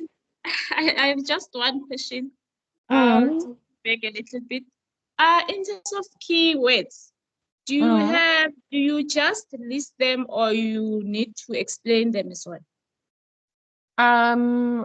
When upstairs, when you do the definitions, yes, you need to define them with a reference there, but you don't have to list them or anything for now. You're gonna list them later. Okay. Not on this assignment. So do you then reference them as you would in text referencing? Yes. Okay. Oh, okay. So you can have a look at this journal, especially when it comes to how to write the methodology. I don't know if it's gonna give us everything, right? So all of it, that's why I wanted to go through the library. So it's open, so we can then go and then search within this publication. Let's see if they have a rapid review.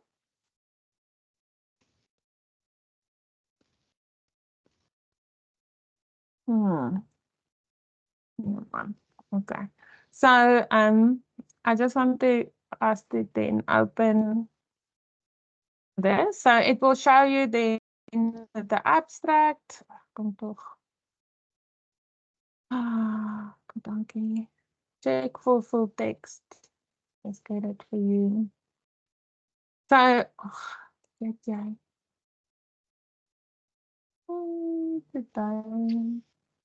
Let's go again. Want to just get to anyone does is a nice one. Ja man, jy het nou uit protest.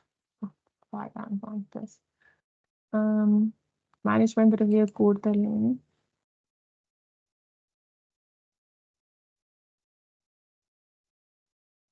Let's just type in one of them.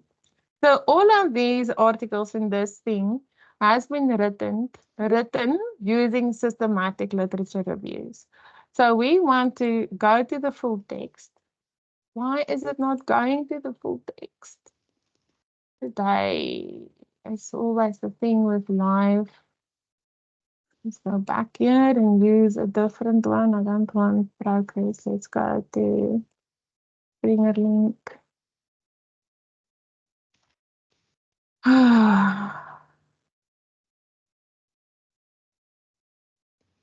Okay, they are all either meta-analysis or systematic reviews or any a type of literature review.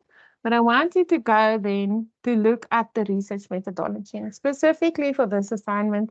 And then we'll, in the end, you're going to write and you're going to use what you have written, right, to write the introduction and the abstract. And we're going to mock up an article that is going to go to this journal or a similar journal. So this is how you write up. So they use the scoping review methodology. You will be using a rapid review methodology. You see how they reference, and this is how you should reference in text. And it's important that you look, and you see the only time, right, that they said specifically a name, right? So they said they used the review recommended by this person. Then it makes sense to say by this person. Never here do they say, this one said that one said this one said that, right? So you will then write something similar in your introduction to your methodology, but not focusing then on a scoping review, but on a rapid review. That's why I gave you some articles on what is a rapid review, how to do it. Right, so we dissect identifying the research question. You have got, you identified your research question. You're going to follow the steps that I have, right? So in this identifying the research question, you won't have it in there, but you have this part that you have to write, the search strategy and the study selection. So how did you search, right? Where did you search? And here, you say what keywords you are going to use, right? And this is the syntax for the final search. You get this, you can copy and paste there, right? And I searched in title, abstract, or keywords. I can take this, go to these databases, and then I will be able to find the same articles that I have found. Okay, they looked at these articles, right, were identified as keywords. So we use Web of Science, Google Scholar, Scopus, the specific because of the first VI on Instagram was introduced in 2016. Do you see that there is a justification for why they chose this year? They just didn't went, okay, it's 10 years ago, or how many years ago, and it's relevant. They have a reason for using this year. And I'll show you now how to get a reason for it, okay? And then they say they had the following selection criteria, right? They were peer reviewed, they focused on this. So you will have different things. And then it says the search was last conducted on April 1st, 2024. Meaning that all articles after April 2020, 1st of April is not included in this, or this this is an article. Okay, you see, this is what I want in your method. There's a table that also shows you the Prisma flow diagram that shows you what is included, what is excluded, how it was screened, right? And then that is where you stop. We will then work later with these results. So if you go have a look at this journal, it will give you an idea of how to write the research methodology. Remember, your method that you are using is a rapid review. You will also see, right, that they use the scoping literature review to examine the breadth and depth in contrast to a systematic review. And they justify, right, why they used it. They use the scoping review to understand what are the gaps. That's why you do a scoping review. I let my PhD students do a scoping review to understand what are the gaps so that they can support evidence and put it there for their for their introduction. So they can say systematically they work through the literature and this is the scope for their and wherein their PhD would then fall. You guys don't do that. I gave you a question already. So you are not doing that. You are doing a rapid literature review to answer your question. You have to justify the use of a rapid literature review. Okay, and that is what I want in the research methodology. And that is assignment 2, except now I've put a table in that thing, you know, and there we are. And this table made a bit of, creates a little bit of confusion, I think. So this table is similar then to that picture that you saw in the article just now, but it's for you guys to work systematically through this. So we're going to quickly have a look at Scopus or Web of Science. Let's see who works today. Scopus, again, access it through the UNISA library, not like I did now. To do that, you go to find e-resources, go to S. Sorry, doctor, please tell us where to find the article, the journal, or can you share? Oh, you're not seeing my screen? The management review quarterly. Yeah, We you are seeing also, your screen, doctor. oh, you go to e-publication finder. Yeah, in the library. And then you type in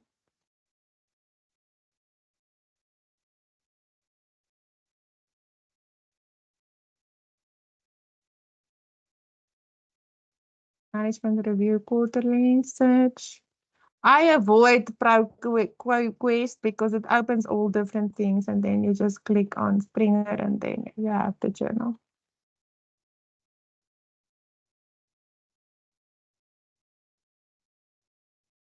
Okay. Renee? Happy? Yes, thank you. Okay. All right. So then okay, then you are okay, open that one. That's why we don't go it that way. Library, find e-resources. S.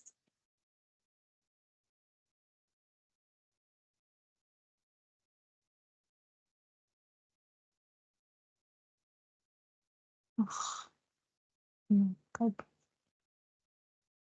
Fine.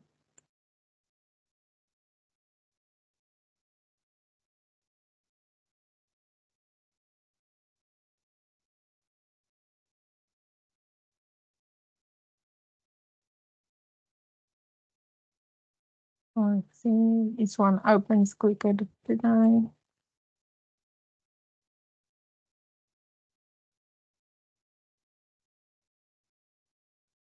Okay. Why is it opening? Okay, because I didn't sign in. You don't have to sign in. You have to just go through the library. It will.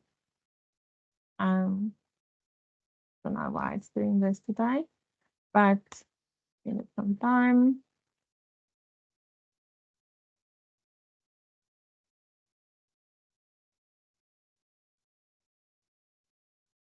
Ah.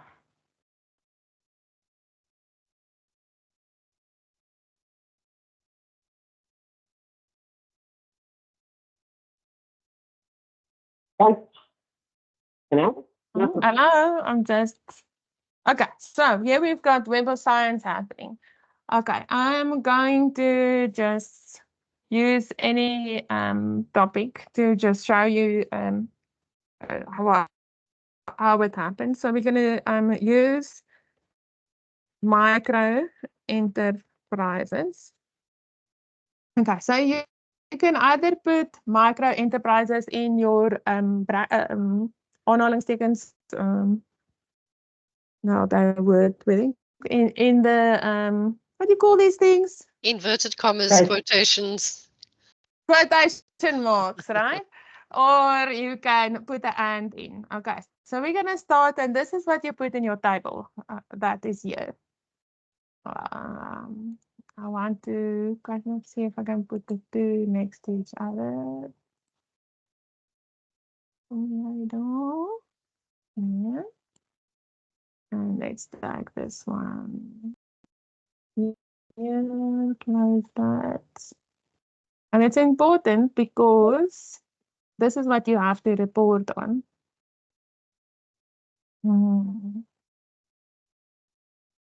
Okay, so the date of the search is the 1st of May 2024. Search term used.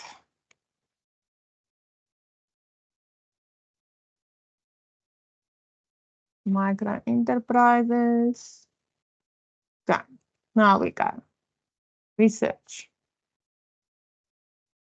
Okay. So number of results with no filter is 2066 articles. Okay. So we've got that in there.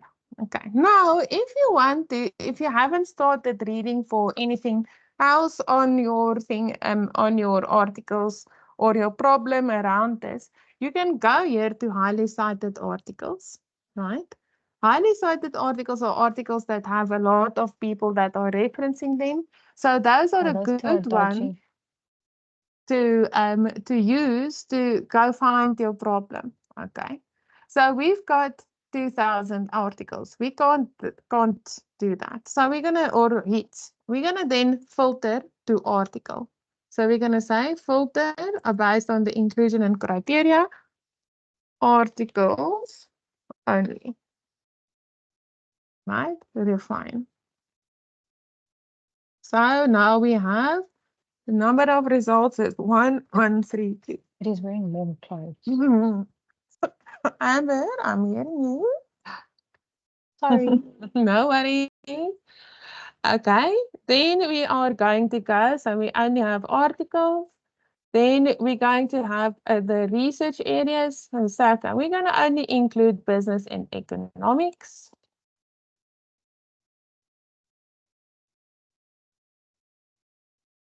Economics in our article. That will then give us 760 if we refine it by there. Okay, we are then also, for the easy ones, going to say we are only going to use English. Let us refine it then. See how many articles are left. We have now 685. Do you think if you followed my table, you will get these 685 articles? Sorry, Yes, ask that we again, would. Doctor. If you follow the steps that I gave you in this this thing, in this table, will you be able to get to my 685 articles? I think Yes, so, yeah. Doctor.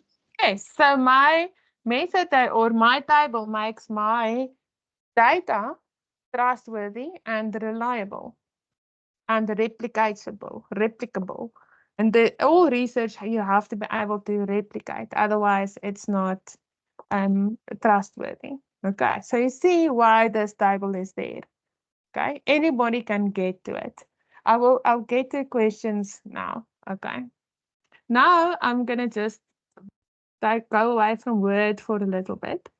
Okay, so now we've got this 685 articles. There's different keywords that we can have. And I actually want to add something here. I want to say small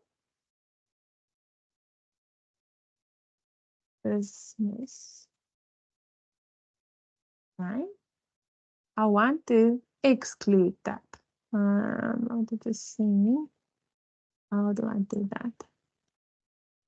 Let's see. No, let's delete it. We'll do it like that. Okay, so we're first going to analyze these results. Okay. Oops, I'll go back.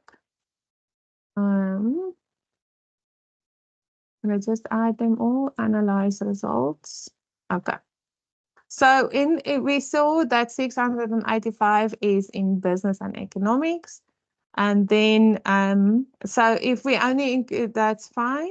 Want to then also go, yeah. Okay, publication years. No? I'm not going to reload. No, sorry. Okay. So we will see that the publications only start here in 2015, running up. We can even go for the results. Let us just see over the 25 years. Okay. And this is how you would then select the years where you decide, because we are doing a rapid literature review. So this is a very important part. Okay. So you would see that it makes sense for me to only start looking at from 2017 and upward.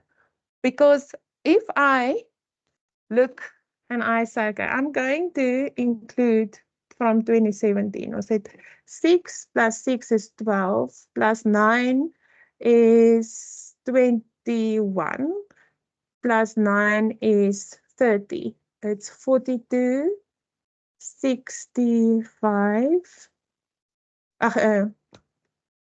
56, 69, 72% of all the articles will be included if I limit it to 2017.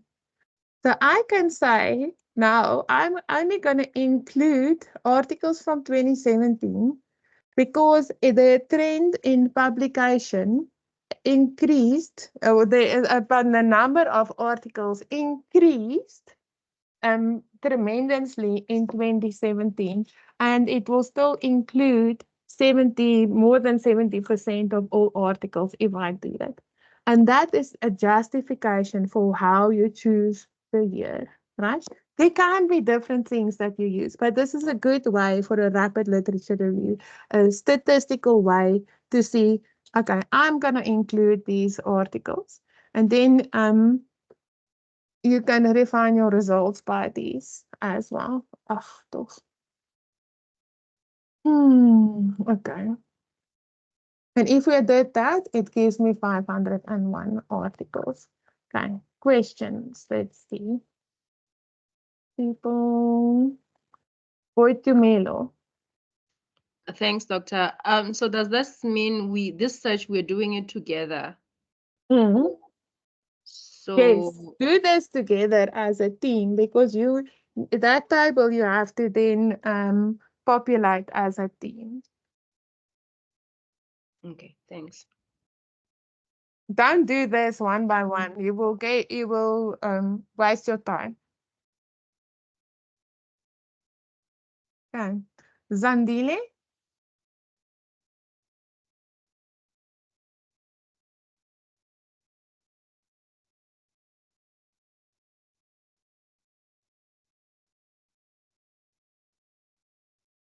Okay, Renai? Hi, Doctor. So just coming back to my previous question, so we're saying that when we find articles as a team, because we agreed we'd find articles as a team, we will then do the selection together, and that's the criteria as we go through our articles that we will put into this table, right? So that's the one part. You mentioned then also justifying the date. So the date, does that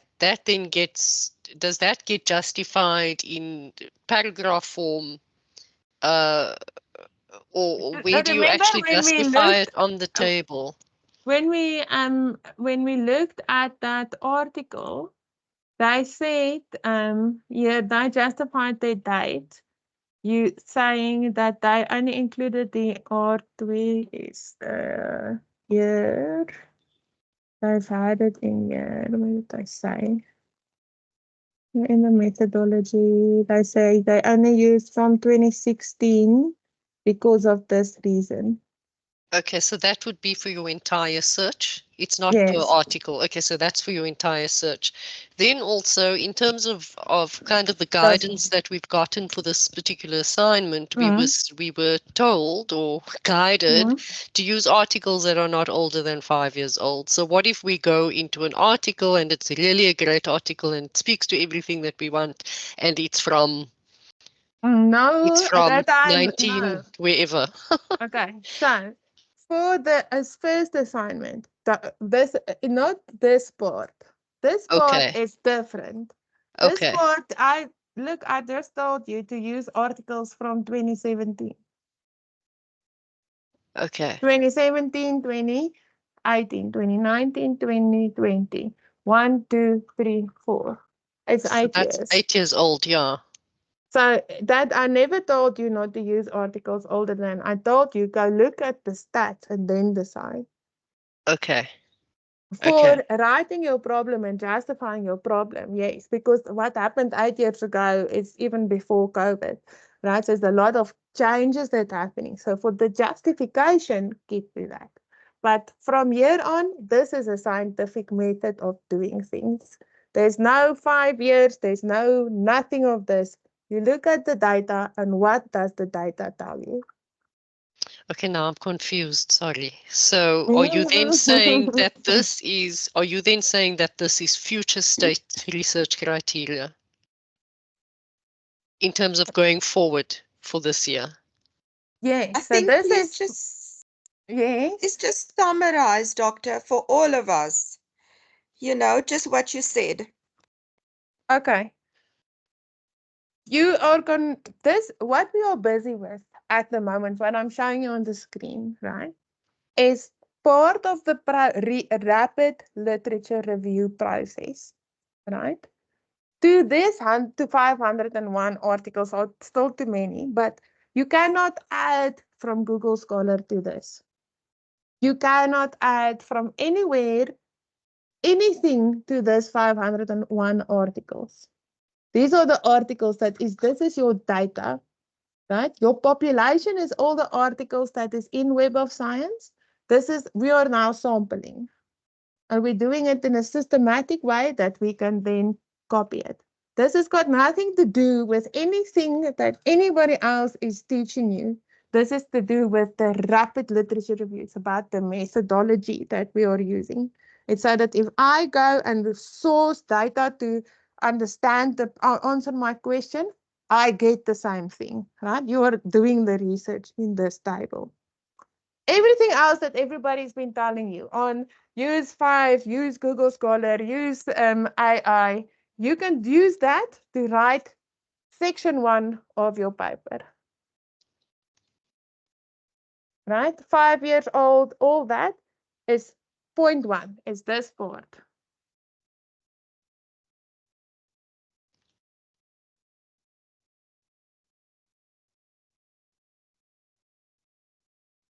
Up till here. You can use 5-year-old, you can use whatever you want. The moment you start with this table, you are not allowed to use any other criteria that you are telling me you're putting in this table. And you're not allowed to justify something by, Mimi said for the last 5 years, got nothing to do with this. We decided on the year by looking at the statistics that was generated based on the data that we are collecting.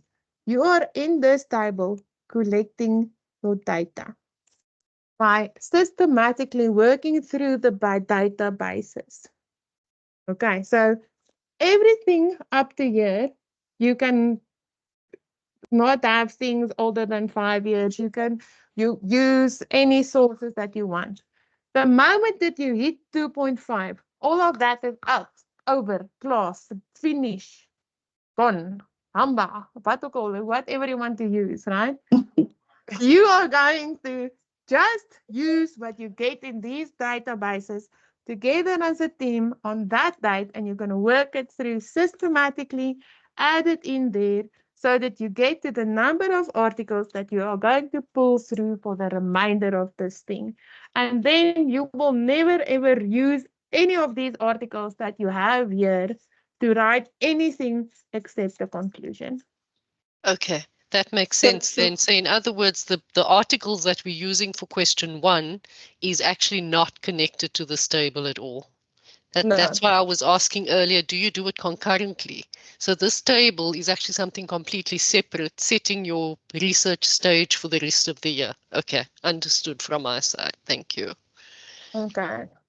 So on that question, Doctor, what cut-off date do you, I mean, on that article from Management Quarterly Review, we can see that the authors specified the date where they last did their search, because possibly more articles get published after we've done our search. On this table, we specify the date when we are doing the search.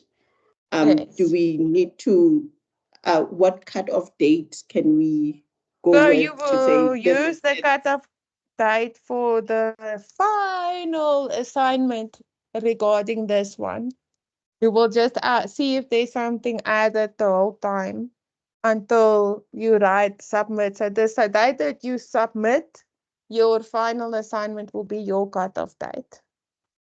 So is that final assignment 2 or final assignment January 25?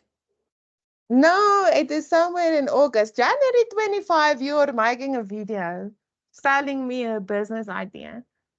This is going to be done in the next 4 months. All right, cool. January is a nice assignment. This is the difficult academic one. January is So the fun part. basically, this document will be morphing as we go through the stages of the assignments, and we will continue to update the relevant sections as we go along. Okay. Yeah, it changes the whole time.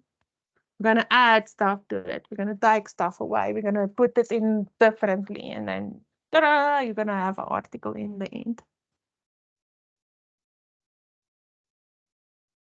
Okay. So let's just quickly go back before I take questions. These are too many. So I want to add something to see if we can. Let's put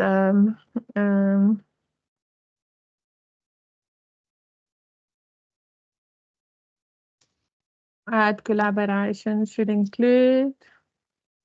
Also want to say small business. I want to see if I can say, but do not include. Let's search.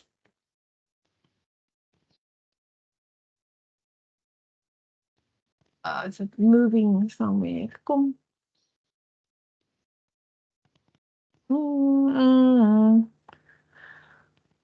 Anyway, once it eventually gets there, it should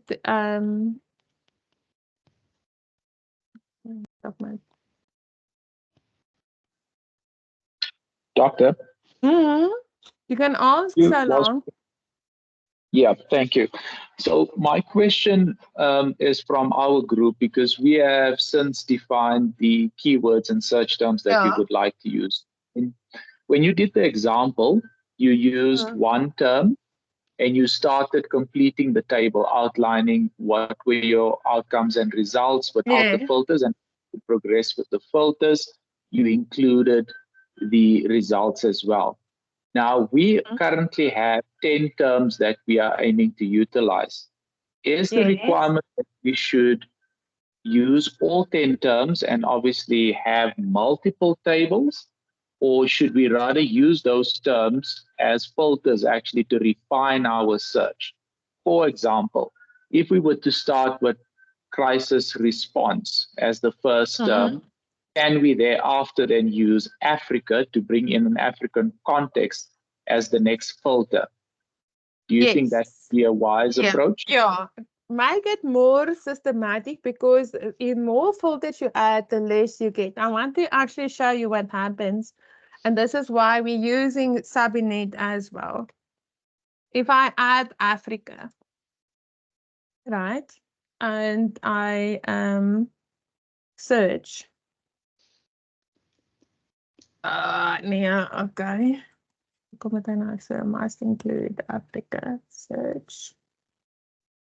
You see it dropped from 460 to 46. There's not a lot on Scopus or Subinet that looks in Africa. You can also, without having Africa in there, right? You can go and you can select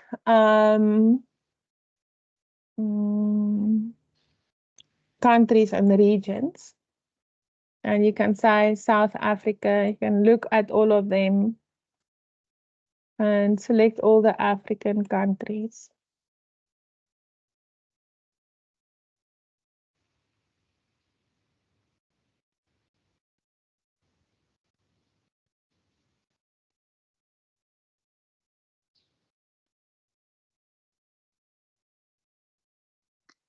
Doctor, The miss one. is there an appropriate number of articles?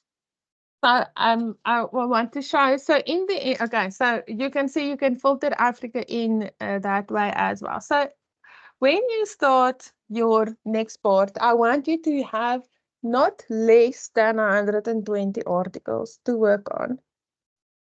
Okay.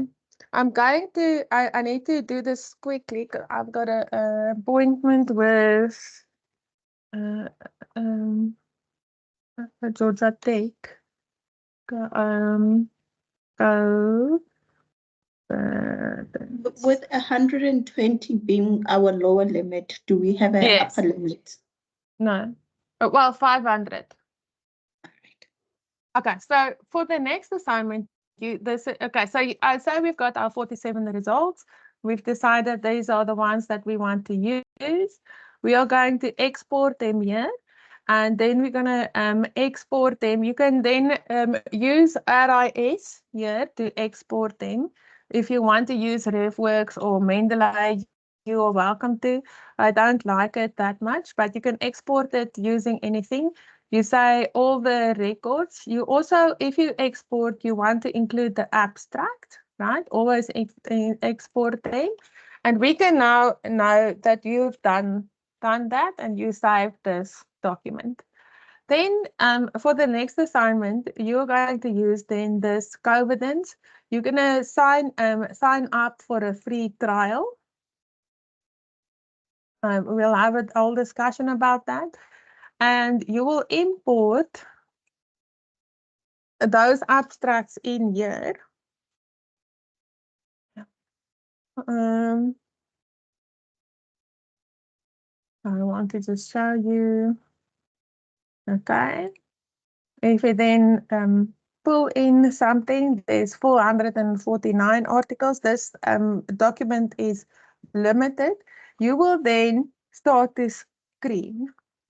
And based on the question that you have, you will say, okay, I will read my abstract. I will say, okay, if we look at this article is about what? You tag it, right? And you say, okay, does this abstract that I have here, will it then say yes, no, maybe answer my research question, and you're going to tick it. And that's all that you do for the next assignment. If you have only 50 articles, you will not have enough, right, to make an informed decision on once you worked through this. You might end up that you only have 2 articles that will answer your question. So 120 is the absolute minimum that you have to start with because you're going to throw them out. Okay. All right. So that is just assignment 2. We'll have a discussion on assignment 3 later on. Okay. Okay, I'm going to give all the questions time. I have to go in 10 minutes. Okay. Renee. Oh, no, Doctor, I have no more questions. I'm not sure why it's showing my hand is up, but yeah. Okay, perfect. Sorry. No worries, Amber. Hi, Doctor. Okay, so my question is on the, I just want to quickly scroll up here, is on the definition of key terms. So that is before, if I look at the assignment setup, that is before the proposed title. Yes. Right? So you would put your definition, you would put your key terms there, but then you also said we need to reference. So there I'm a little bit confused. Like, what do you mean? So we wouldn't just put the key terms that we use. What do we have to reference? I think. Let's take an example. I want to see if there's something that I reference in here quickly. I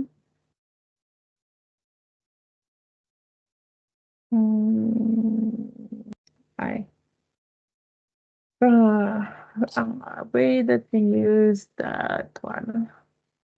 I want to just quickly get an article to show you. All of these articles have in them they define key terms. If we look at that what is the name?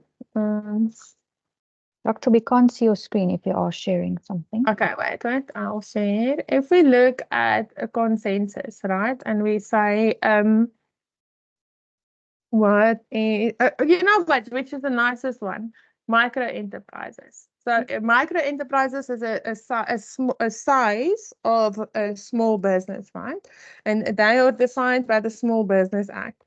So you say Small Business Act, size of micro enterprises. We go here. Please share. I'm sharing the wrong screen.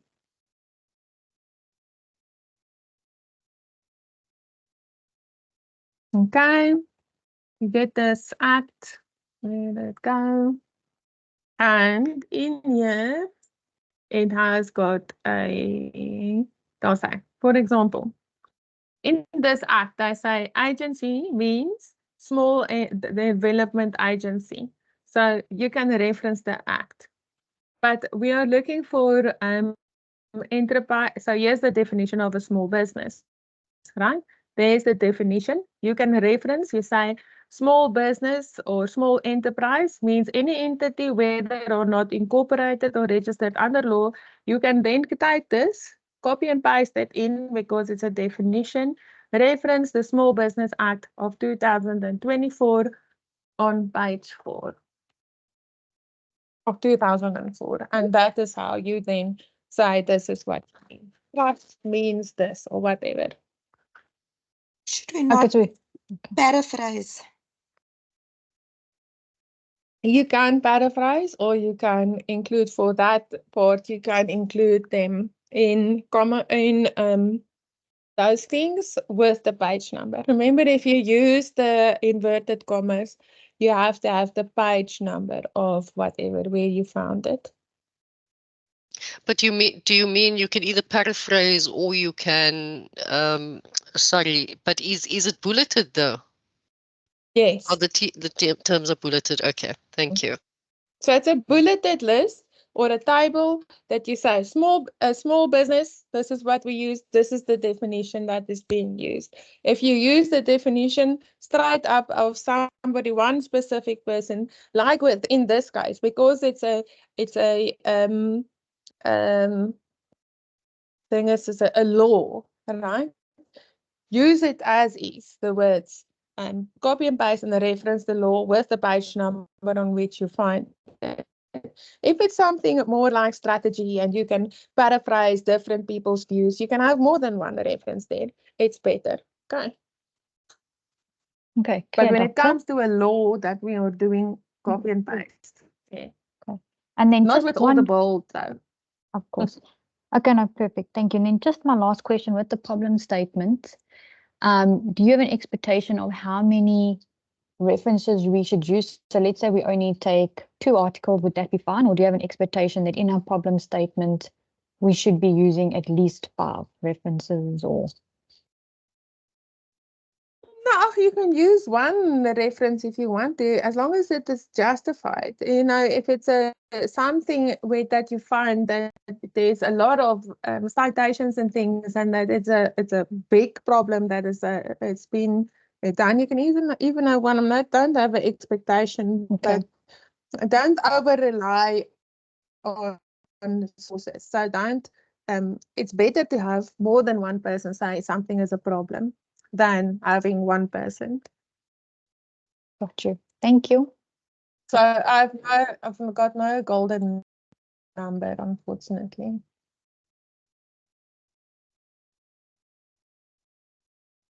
Okay, Melanie. Hi, Dr. Stander. It's just a really stupid question here, but the output No of stupid questions. the output of the database search and refinement, are we meant to get down to this 120 to 500 articles at the end of this table? And how does that link? Okay, so that's the 120. And then from there, are we meant to pick the 20 that we are actually going to read through, research, and then only reference in our assignment to the 10 to 12 articles? Is that kind of the process? So what's going to happen? You can't pick them. You will decide through the next in assignment 3. You are going to go through a screening process, right? In your thing, you say you are only going to include articles that that answer your research question. So you might get articles that have got nothing to do with your research question, but have all the same keywords. Then you're going to exclude that. So you don't know how many you're going to end up with after going through that exclusion and inclusion process. Okay, so for this table, it's meant to be that 120 to 500, which is going to feed into assignment 3. But then how do we get to the 20 articles that we're meant to read as a group and filter down to 10? For this assignment, you do a forward and a backward search. Like I showed you, you know, earlier when we looked at that, what is that other AI, right? So when we put that question in, it came up to show, okay, that then maybe we should be looking at a resilient organization. And then you work through that and you will find articles to support your argument. Okay, so for part 1 of the assignment, we don't have to focus so much on this table. It's more just general research that can help. Okay, and that's the 20 articles and it's reference down to 10 to 12. Yeah. Okay, got it. Thank you. All right. Hayden? I had 2 questions. I can't remember what the other one was now. So your 20 articles that you need to use for this assignment applies to everything above 2.5. Yes. Okay, and then 2.5 would be a separate thing. I remember what the other one was. For the articles that you use for above 2.5, for those 20 articles, so you say that if we search for articles based on our keywords or our key factors, and you filter it down to say that the articles can't be older than 5 years and it has to come from business management or whatever the case is in Scopus. So that is then still fine. That doesn't apply to your database search. Yes. Okay. You don't even tell me how you got to those articles. Okay, thanks so much. Yeah. Coquecho?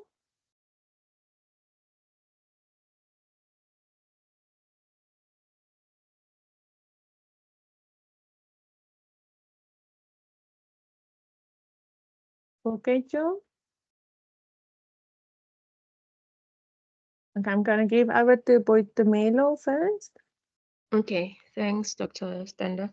I just want to clarity. So our search for the 120 articles are across Web Science, Sabinet, and Scopus. So we can't just find our 120 in Scopus only. We have to search across the 3. Yes, when we work with Covidence, you will see there's a lot of overlap also. Okay.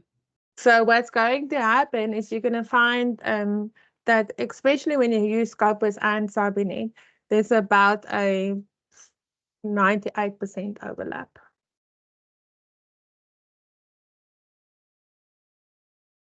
Okay. Okay. So there is 2 more questions that I'm going to answer. Anatemba.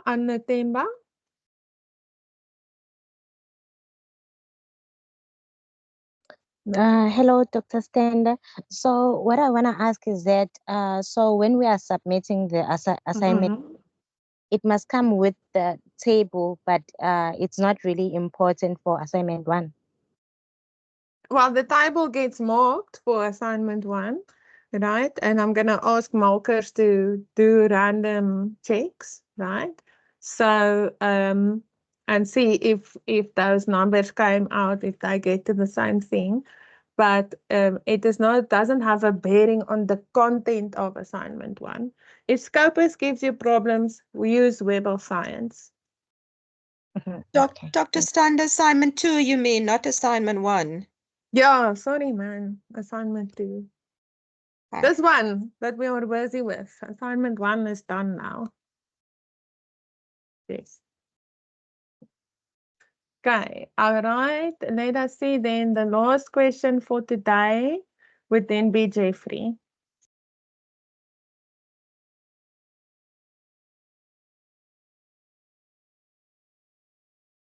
Good day, doctor. Can you hear me? Yes. Hey, doctor, and fellow colleagues and students. Doctor, I just wanted to ask, basically on our main topic.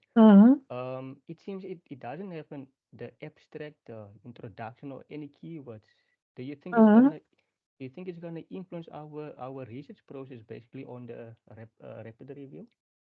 No, it's just the way the journal probably structures things. So I just saw it as the industrial and organizational psychology. So those guys do things a little bit differently. So it shouldn't have any bearing on it. You're not going to screen the abstract for this one. You need to read the whole article for that. So it's fine. You can then make your own keywords. Okay, no, it's fine. And then we can, when we create our own keywords, then we can search other articles related to the one. Yes. Okay. Yeah. Okay, guys, and that's a wrap. I'm going to just turn off the recording. Yeah. Okay. All right. Like